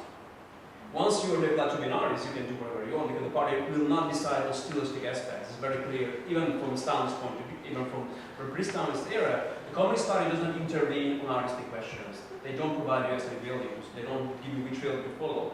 They provide only the condition, or they give you the right to be an artist. And once you declare to be an artist, then you're free to create. Obviously, you can lose your status of being an artist if you do wrong creations or so that's whole things. Well, that's something we obviously don't want to be put into practice. Obviously, maybe just very quickly, and David and I think Alex as well, to connect some of the dots that are here. One, I think, important question in thinking about how one can conceptualize the avant-garde, not in terms of strict traits or attributes or principles, but for me, in terms of problematics. Meaning problematics that might have a myriad of different responses, even contradictory responses, but questions that become live questions within a particular field. And trying to connect some of these dots, it does strike me that one of the problematics within what's labeled or generally identified as the avant-garde is the question what qualifies as art. What are the borders? How do we delimit them? Is there a way of delimiting them? And who has the right to delimit them? And are there ways of retaking that delimitation, or for that matter, radically criticizing the very notion of delimitation, in which art becomes something like the commonplace, in which discussions, conversations, there's the famous performance piece of Alan Capro brushing his teeth alone in his bathroom, with no written trace, no photograph, nothing, that's presented as a kind of work of art after the fact, because a letter was discovered in which he described how brushing his teeth was a work of art. So they can be absolutely invisible, etc. And it does strike me that without having an answer to that question, that problematic field of the constitution of what is art might be one of the elements that we want to bring into the discussion of avant-gardism in general. But David, you had a question, comment? Well, it's slightly different. So it's not about the definition of art or about who decides, you know, whether something counts as a particular kind of art. But I'm more interested in the ideology of art, especially when it happens against a pretty saturated social background, which I take it is one of the basic premises behind the Marxist kind of criticism of art production. Because ultimately it is a form of production, part of a larger system. And what I'm interested in is the ideological dimension and the dimension of fantasy and desire that kicks in with this. Because often with certain movements, whether in art, in the arts or in politics, although this can also happen in science, I think, movements that have a self-understanding as, let's say, fringe or radical, they don't happen in a social vacuum. So for example, you know, there have been a lot of feminist critiques of the early anarchist movement and the way in which a lot of the ways in which the anarchist movement understood itself, especially, for example, against the background of patriarchy, were weird repetitions of masculine desires for the absence of law and having access, say, to women's bodies. Just an example. The fact that the anarchist movement, again, against the background of patriarchy, takes on a weird dimension of masculinist desire. And so with the avant-garde, I'm wondering just how you would talk about or consider the kind of desire gratification that happens in the very claim that this is avant-garde. And I take it this is perhaps where Lukács is coming in talking about the fact that some of the desires that are operative in that framework not only make you incapable of resisting fascism, but might actually make you, give you some affinity to that. So I think I didn't get your last. Yeah, so it's not only that it makes you paralyzed in the, you know, like with the coming waves of fascism, of tyranny, but it actually makes you kind of excited about it. You know, I think Adorno here for me is in the background because one of the things that we've been talking about with the avant-garde is that there is a self-understanding internal to the avant-garde movement as anti-normative. You know, there are these norms in the art community that we throw off and we let these repressed desires come to the fore. So there is this kind of like we throw civilization, artistic civilization to the side and let these urges come out. And Adorno makes the claim that this is precisely why fascism and fascist rhetoric is so particularly appealing. Because often the way in which the rise of fascism comes to the fore is through this kind of move, saying, you know, like you have been kept down by culture, by civilization, and you know, with Hitler in particular, it represented this kind of like surge of like dark desires that, you know, Hitler says what we all are thinking, but nobody can say because of civilization. So I'm just wondering whether you can talk about this kind of dimension of fantasy and elaborate on specifically why, for example, Lukács makes the argument that avant-garde, like the avant-garde movement, can actually create a tendency toward fascism. So I just wanted to hear more about that. I mean, you frame it quite well. I mean, this is that was essential what you said about this whole story. I mean, yes, Lukács remains idealist in his approach to Marxism, in a sense that he believes that things like are mostly being decided in your head, and then they are realized in social practice. And he would completely agree that avant-garde is a very creative, imaginary as such. He would define it as a false consciousness, result of false social consciousness. There is no such thing according to him as a non-normative attitude toward artistic or social issues. And the normativity for Takács, on the other hand, is not in your head. It is in the social struggle which provides normativity. And you have a good consciousness if you can recognize and realize what are true adequate goals for which you should struggle in the social field. And you have a false consciousness if you think that it is God or it is sheer artistic production which is at stake when you open the social field and you want to invest something. And for him, it's all about good consciousness and false consciousness. And obviously, Avant-Garde is on the second category, and true Marxist ethics and true Marxist activity is in the first. So it's a very binary, very simple if you boil it down to its essence. At the same time, it's as everywhere else in the digital there are very interesting things, especially when he interprets his latest studies, the current and contemporary art, in the view from Stalinism and the distorting Marxist practices, and from the avant-garde. So it's much more complex in the details, but his doctrinal position is not that complicated. Just jump in quickly, because I do think that the whole question, if I can reframe it slightly, of the libidinal economy of avant-garde practices is extremely important. It has political, social, not only consequences, but it's part of a political and social reality. Just one, I guess, the question back to you is that the way in which you've at least implicitly framed the avant-garde is more in terms of a kind of liberatory avant-garde. It reminds me of kind of surrealism, Dadaism, surrealism, avant-garde practices that contest norms in the name of liberating, whether or not it be psychic forces, libido, etc.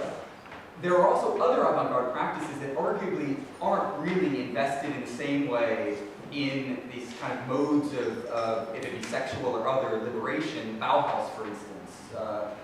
Between Bauhaus and surrealism, I think there's a relatively important gap. Not to say that there's not a libidinal economy operative, but that it's probably very, very different than what you find in something like surrealism. And even within surrealism itself, one of the major splits, of course, was a political split between the opening up to fascism, and one of the reasons that Dali was held at bay is because he was identified as having fascist tendencies and supporting Hitler. Whereas many of the others, there was the more communist pole, and then there was the more almost kind of radical liberatory pole around Bataille and others. And so even within the scene of surrealism, the libidinal economy and its political stakes, I think, was a site of tension, contestation, and that there's not necessarily just one libidinal economy. Although there are definitely elements that kind of cut across those different fields. The patriarchy, for instance, it clearly saturates a lot of what was going on within surrealism, even though there was a contestation of certain norms. So I'd be curious whether or not you see that as a kind of element of avant-garde practice in general, or you had something specific like surrealism in mind. Well, I mean, the difference here, I think, is in kind of the standpoint that from which one asks this question. Internal to the surrealist movement, or even just avant-garde per se, if you're a member of that community, you can get a sense of some of the stratifications, pulling in different directions. But slightly, I do see that. Although my question comes more from like the standpoint of somebody looking, say, at a broader social context in which, not as a member of that community, not as an artist, what function does the avant-garde movement play, kind of like in a larger social field. And from that perspective, sometimes it's more difficult to get a sense of that internal tension. So maybe bringing that out more does help. But I think from a proto-Marxist perspective, those internal differentiations or diversions get kind of mapped over by the larger self-understanding of the avant-garde as, perhaps anti-normative, or however we define that. Right. So it would be plugged into a kind of apparatus of an ideology operative within a particular context. Right, and that's what I'm trying to say, that the avant-garde don't get to generate their own ideology aside from an already existing one. And so then we would have to have a descriptive battle about how those two. Yeah. But then you would accept a kind of Marxist account of ideology, basically that the avant-garde would function at a superstructural level conditioned by economic modes of production. Maybe not. I don't know. What's that? They could be conditioned by other factors. Well, yeah, I'm thinking of a very traditional Yeah. Marxism that even Marx himself contested in certain of his texts. Well, me, you know, like, Or I guess some people Lukács, would. actually. The later Lukács is very close to this position. Yeah, and I think, I mean, if you take an orthodox Marxist approach, then sure. Although even in Marx already there is the suggestion that when the revolution comes, like, not all the art paintings need to be burned, right? Like, there are some that kind of transcend their historical specificity. So I don't know, I guess it would be a kind of case-by-case analysis.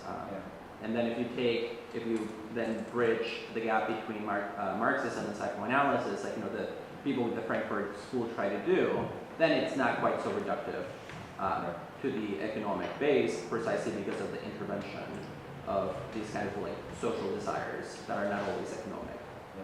No, I think it's a fascinating way of framing, because it is true, coming out of Lukács or the Marxist tradition, one of the standard approaches is there's ideology, and it's within the ideology, or what I'll sometimes call Weltanschauung, that the avant-garde itself is constituted. I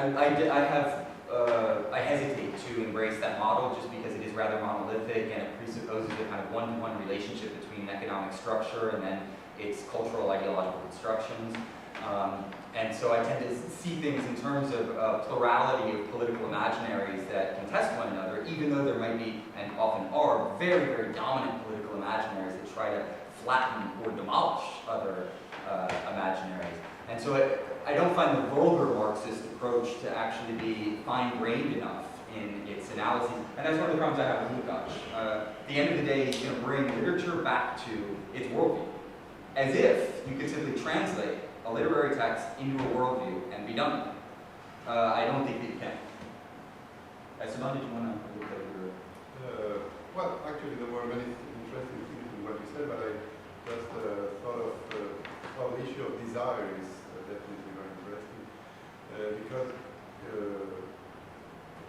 let's put it as a simple question, why does not democracy allow such important desires as avant-garde or revolution or other configurations which are focused on disruptive conditions?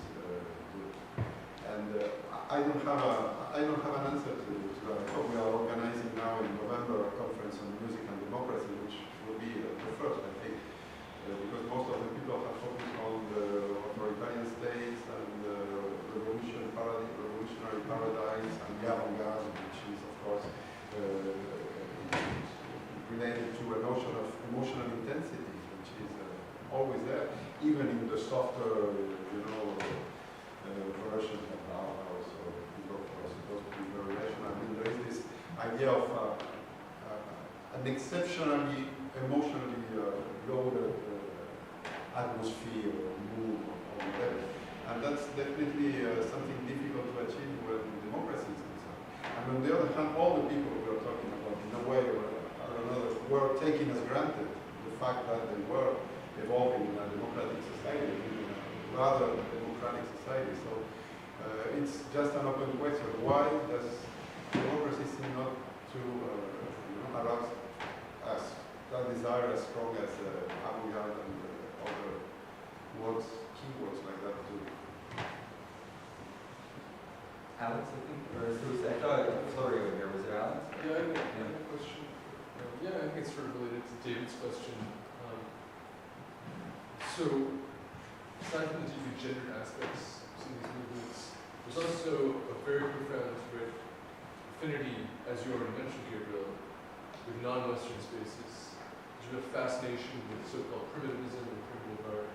There's a whole series of transfers that happen around that too, which seems to kind of complicate a certain kind of paradigm. You see this, the modern garde, so the avant-garde is connected to a kind of certain kind of philosophy of history linked to a modernization or a certain kind of revolutionary direction. So I guess on the one hand, the question is how does injecting those borrowings, which could also be seen as, in some cases, just colonial plunderings, but also these transfers, because these kinds of exchanges are reworked in very interesting ways.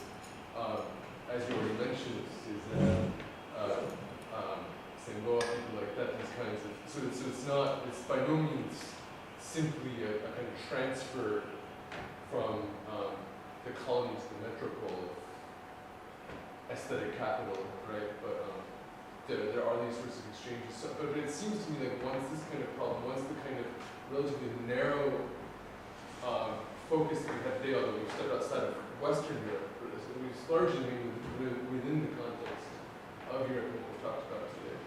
How does that reconfigure the problem? It's a very vast question, but it seems like there's several different nodes in this problem. Yeah, I might just start with a couple of elements more for kind of interrogation and further investigation.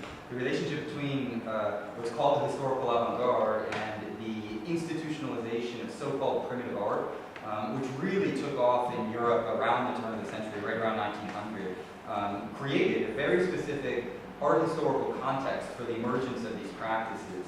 And as you say, it's not unidimensional. It's not even bidimensional, in fact. I think that we need a much more complex geography or cartography for thinking all of these relations. But one dimension of those relations has to do with the inscription of particular avant-garde practices within colonial historiography. The idea that Europe was destitute, its institutions were problematic, and that we had to seek sources elsewhere. Often sources perceived to be from the past, from this kind of beautiful, savage-like lifestyle, very inscribed within a kind of Rousseauian conceptualization of the world, and that those resources could be used then in order to further particular aesthetic practices in the present. One could think of Gauguin or Picasso, and there's a million examples of this, and they all vary according to the case, but one thing that's crucially important in relationship to avant-garde practice, I think, is the temporality thereof. It's often assumed that the avant-garde, as the military metaphor suggests, is what's at the front, and it's the kind of icebreaker history, and everything else just follows along. But this temporality is quite different. It's that the way to the future is through the past. That the best way to reinvent art, to recodify the norms of artistic practice, is to look at something that's perceived in the past, and it's a very problematic historiography, to rejuvenate and restart history, if you will. And this relation, I think, reveals the extent to which the geography or the spatial dimensions of avant-garde practices are bound up with chronological dimensions. And so you can't even separate them and say, oh, there's time over here and space over here. And maybe the last thing I'll say very quickly is absolutely, we cannot simply, there are certain readings of the avant-garde that are largely diffusionist. It's a European invention and people try to experiment with it elsewhere. There are ways in which the historical avant-garde is bound up with particular institutions within Europe. So I think it's a mistake simply to say, okay, perspective from elsewhere and let's forget about Europe. But it's always already embedded within a larger geocultural context. The Russian scene is absolutely crucial in this regard. And for that matter, surrealism we were talking about earlier, surrealism in the encounter with or encounters with the negritude movement was not only bidimensional but multidimensional.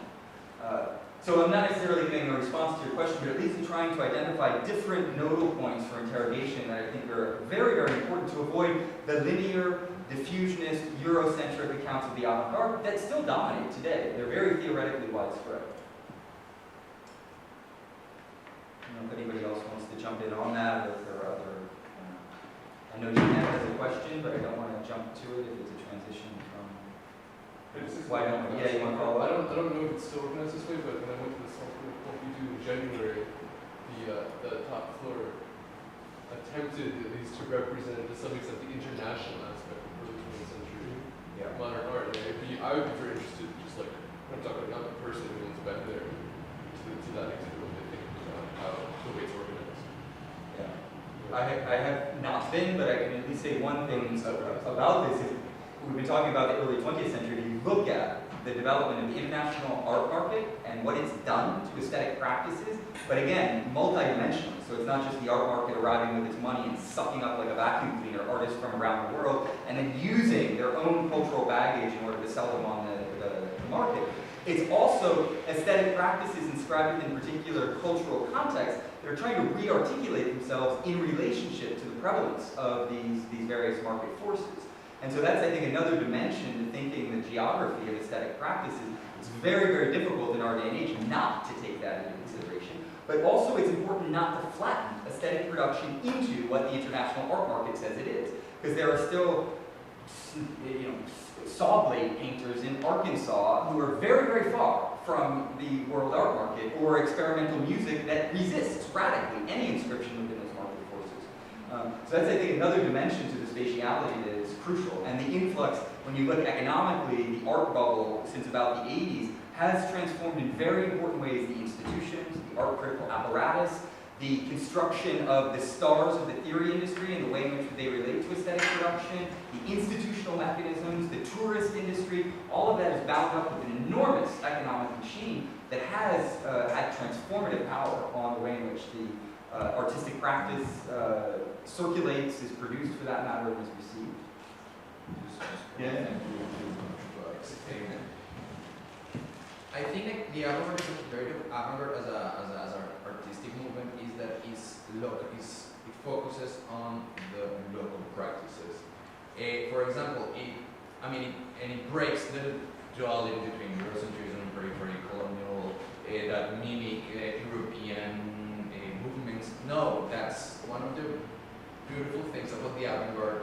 That is, for example, in Latin America. In Latin America, each one of them emerges a very local practice, just mimicking what you're doing in Europe, but in very marginal movements. So, with magazines, very short-lived literary reviews. For example, in Argentina, we have the Borges made part of the avant-garde, and what happens? He emerges as one of the biggest influences for the other side of the world, basically. So it's like these very localist practices that create their own thinking and that basically refuse to think in this colonial, mimical ways of aesthetic because we have to make the metropolis.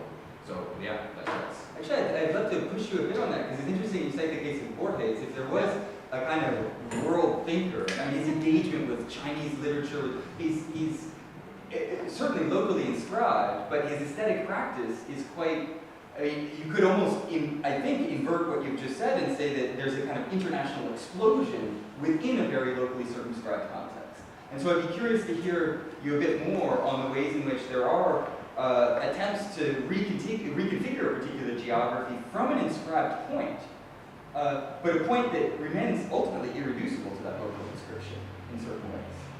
Do you see what I mean? I think there are two things. One, first, in the case of Borges, there is several studies of Borges, and like the avant-garde movement of Borges doesn't want to talk about it, and he wants to focus on the literary movement, the worldwide movement of his work.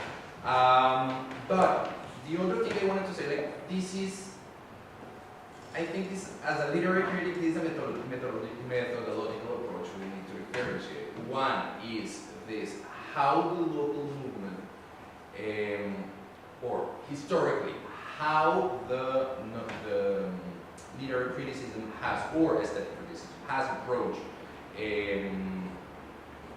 our production from different continents. I focus on Latin America, so, of course, they try to mimic, they try to show the traditional cultures of Latin America, which has been a very widespread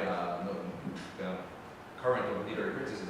But also, it depends on the way that has been shifting, and it shows how, for example, in the last 10 years, this literary or artistic approach has been shifting to show how these local points have emerged of being influenced by the rest of the world, or how this older, or how this is a dialogue much more complex than mere like, oh, let's just take a look at what happens in that precise context. That's helpful. Jenny? Yeah, sure. And then Claire? So I think my question does relate to this a little bit, but I'm interested in this kind of implicit historical logic of the avant-garde. So we talked about the past a minute ago, mining the resources of the past in order to reimagine. So we talked about the past a minute ago, mining the resources of a past, either perceived or imagined in other geographical locations, but also various returns to classicism could be mentioned.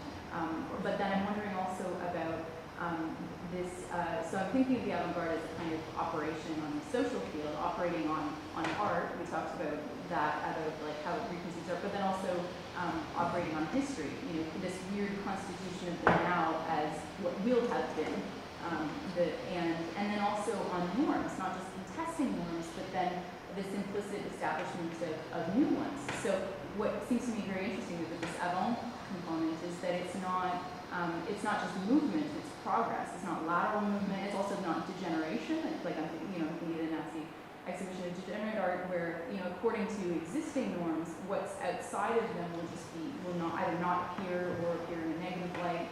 And so it seems like there's this strange and interesting self-justificatory move in avant-garde practices as well, where the norms according to which you could evaluate them are actually being established at the moment of iteration, which is fascinating to me.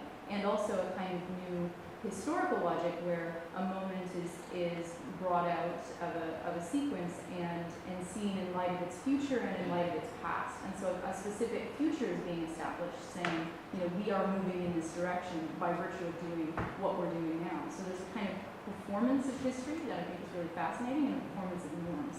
And so I was just wondering if you could speak a little bit to that, because I found, especially in Esteban's article, the line about the selling the skin of the bear before having caught it, so fascinating, because there is this kind of being ahead of what is going on while framing and asserting the act itself.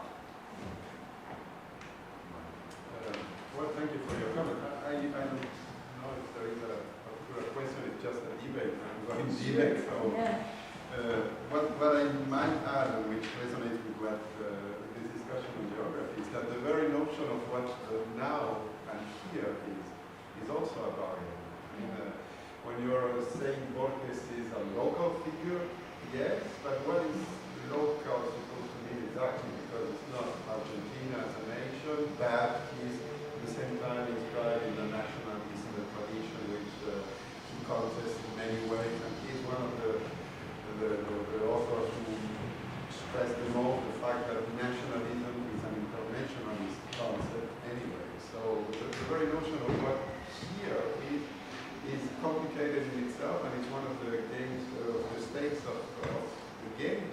And I would say the same thing holds for the now. I mean, what is and maybe that can be some relation to your work of the temps, on the temps présent, and François Hartog's reflection, régime historicité, and so on. This very notion that the way in which you think your presence in the chronological line is itself something which cannot be taken for granted, because it's one of the things at stake. I mean, either you are on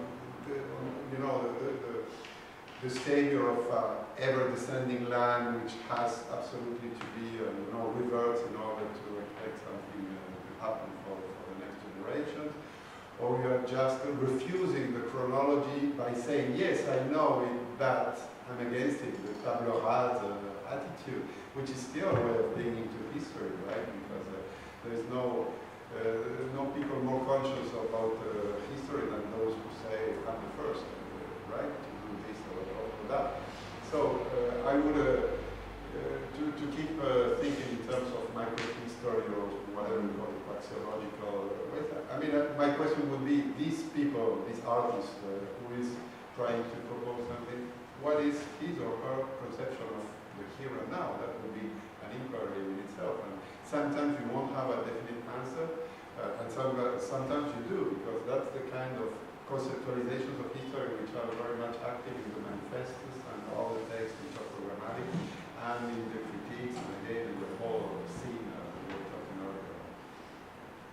I'm going to just pick up on one of these threads, because it resonates obviously with a lot of my concerns and things I've written on the avant-garde. There are a number of different dimensions to what you touched on, but one that I'd like to emphasize is the extent to which certain avant-garde practices are not only historically inscribed, meaning that the practitioners are conscious of an art history that really became institutionalized beginning in the 18th century, but primarily in the 19th century. So they're the inheritors of a very specific conceptualization of the history of art, and what comes with that is a particular historical consciousness, that what you're doing now in the present, if it's remarkable, which and that's a big leap, maybe it won't be, but if it's remarkable, it will be historicized. And so specific conceptualization of the present as a present destined to be past. And what you do with that, in order to, at least in certain practices, try to invent a future that is different from the past. Within this historical consciousness then, the present is a kind of, it's a future anterior to the present.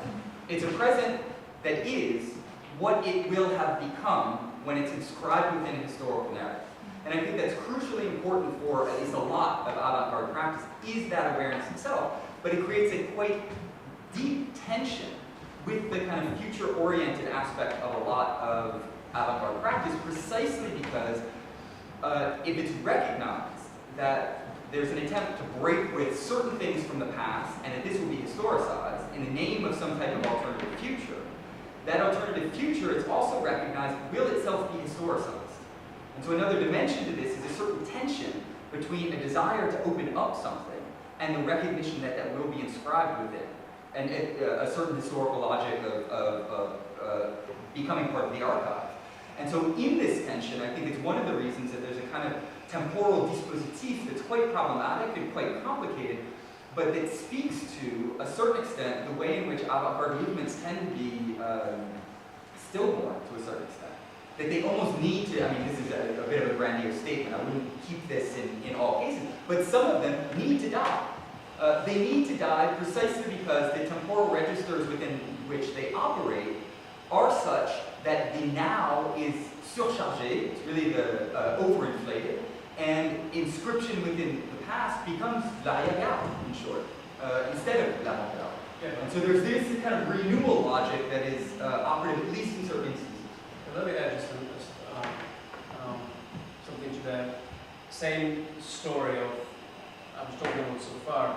There is neo-avant-garde movements in Eastern Europe in the 60s, which obviously they're essentially supposing state-sponsored art, and they creating their own circles and institutions, and they call themselves avant-garde artists. In Hungary, there's a very vivid movement from the late 60s, trying to do their own galleries. The state doesn't allow them to do. They're surveyed by the secret police and all this stuff, you can imagine. They let them do what they do unless they don't organize themselves politically. And they want to organize themselves rather artistically than politically. At the same time, they're opposing the regime artistically and politically to a certain extent. But this practice of neo-avant-garde artistic movements has a very strange end in Hungary.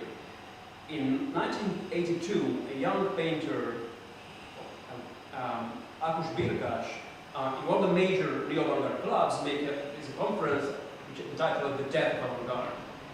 His argument is that we cannot anymore call ourselves avant-garde artists, and it is impossible to us produce avant-garde art because what we are deprived of is the presence.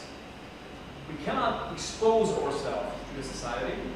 Therefore, our gestures to denying the past and opening the future has no place. And Takács says that if you have a canvas that you put over towards a wall and say, well, there might be a day when I can present this canvas, that cannot be an avant-garde gesture. Avant-garde, in order to deny, in order to criticize the present, deny the past and open the future, you should be present in the present, at least for a certain time. And at the very moment it says, Hungarian neo-avant-garde is not in a position to have any effect whatsoever on society, on politics, on aesthetics.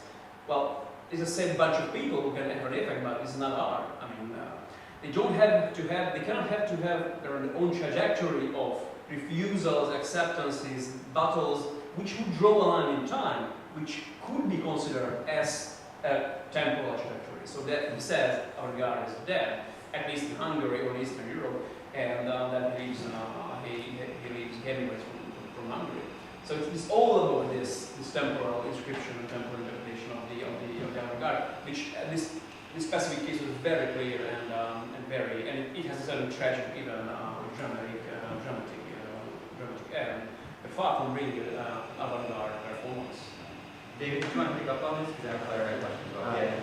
Well, I was one thought that I'm having is that this whole issue about the time and the relationship to the now gets really complicated if, for example, one adopts just a purely institutional theory of art, in which, if you ask what is art, well, whatever's in the institutions that are called artistic. So whatever's in a museum, whatever's in a concert, that's art. And there's no other criteria. So if I take this here, well, it's probably not art, but if I put it in a little stand and a museum accepts it, then it is art.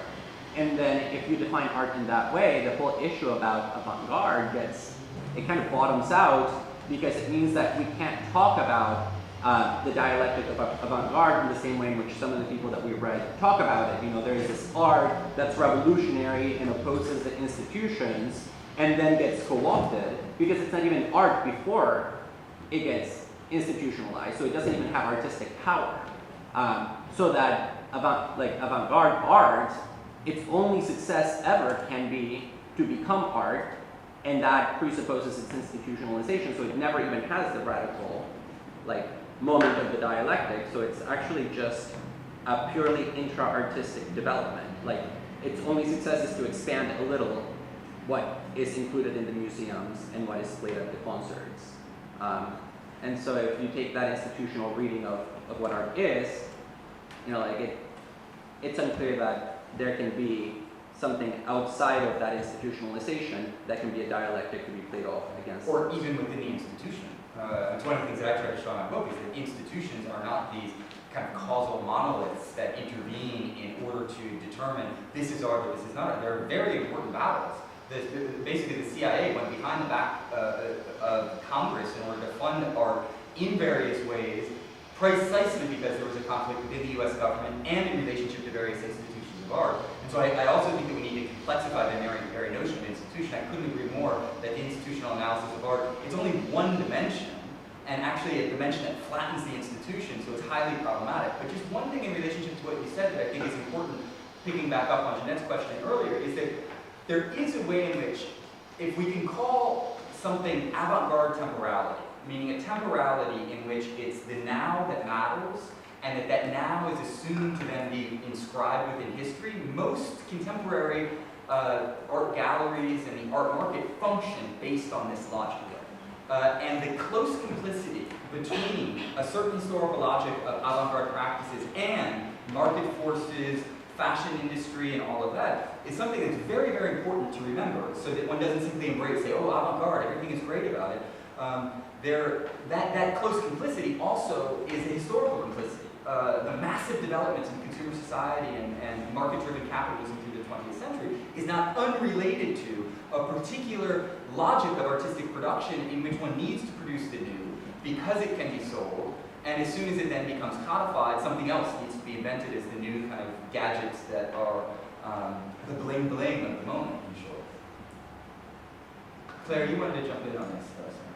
Yeah, I think my question was now being redundant actually, but I was sort of talking about the avant-garde is embedded within the social in different ways, and Esteban talked about la scène of the avant-garde.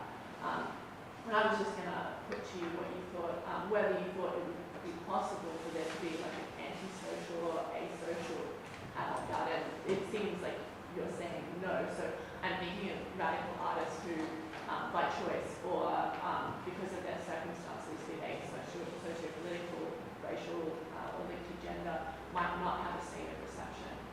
But it seems like you're saying no. I'm not sure I mean no. Maybe I said just because I want to stress this social dimension, this cynical dimension, if you wish, without taking it too literally. But, well, I would say I can perfectly conceive people who are completely isolated and who are not caring at all about, for instance, the press would say about their work, or even the institution. I mean, as far as they have the means of earning their lives in some other way. Right? Imagine there are people like that. Actually, that's one of the ways in which Schoenberg's situation evolved.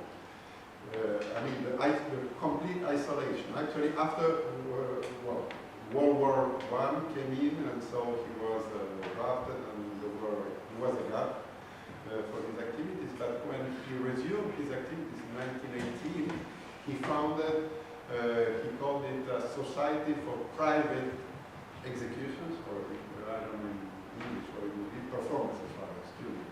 Society for private performances, and the principle of that society was no critique will be allowed in the room. I mean, nobody. It's just among us, and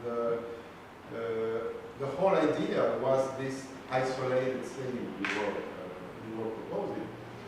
So definitely there have been experiences like that. I mean, let's I don't know, let's do it in an isolated place, on a community, attitude like in the 60s and so on. My only adding to that would be, well, in that case you are still very much aware of what is socially at stake when you are choosing to isolate yourself. And at that point, I'm not sure I really agree with Adam when you said you have to be present in your present. I mean, you have to be present in your present, certainly, but this way of being in your present can be a way of saying, I'm not here. I will be there later, right? And so, and that brings me to a last point concerning temporality. I think this discussion about temporality is very interesting, and I would add one dimension of it, is the notion of acceleration. It's not only about what comes, past, present, and future. It's also about at what rhythm, at what speed things are moving ahead or moving backwards. And I think that's very, very important at the beginning of the 20th century for reasons which are not only, artistical issues, but also technological, broad technological issues. The very notion of speed in everyday life and so on. So, thank you for your question. It's a way of correction of that idea. Only in an open sea, an open society can find. I would just say very quickly to echo what Esteban said, because I think we agree on this one. It all depends on what you mean by asocial. If asocial means isolated from a social field, market forces, etc., absolutely. In fact, it's one of the very common social practices. So what I understand by a social practice is not something that you necessarily do in common or in a particular scene. It's a praxis that is constituted out of the very fact that one is part of a particular cultural matrix. So social practices happen in isolation all the time. And I disagree when Sartre says true writing is only writing that circulates. I think that the very act of writing, sitting down and writing a book in absolute isolation that no one else will read, that's part of a social praxis that is codified culturally. And if you had been born in a different culture at a different time, I can assure you, you wouldn't be doing things like this. You might not even have paper for that matter, or you might be in just a completely different set of horizons. So in that sense, I think it's just around the category of the social that we have to get clear on. And social for me doesn't mean collective or participating in a particular framework. It's kind of the cultural constitution of us in our practices, if you will. But I know that we've gone a little bit over. It's slightly warm in the room, if you haven't noticed yet. So unless there are absolutely urgent questions, we should probably wrap up. I'd like to thank très chaleureusement Takács and Esteban Buch to have come and shared their thoughts with us.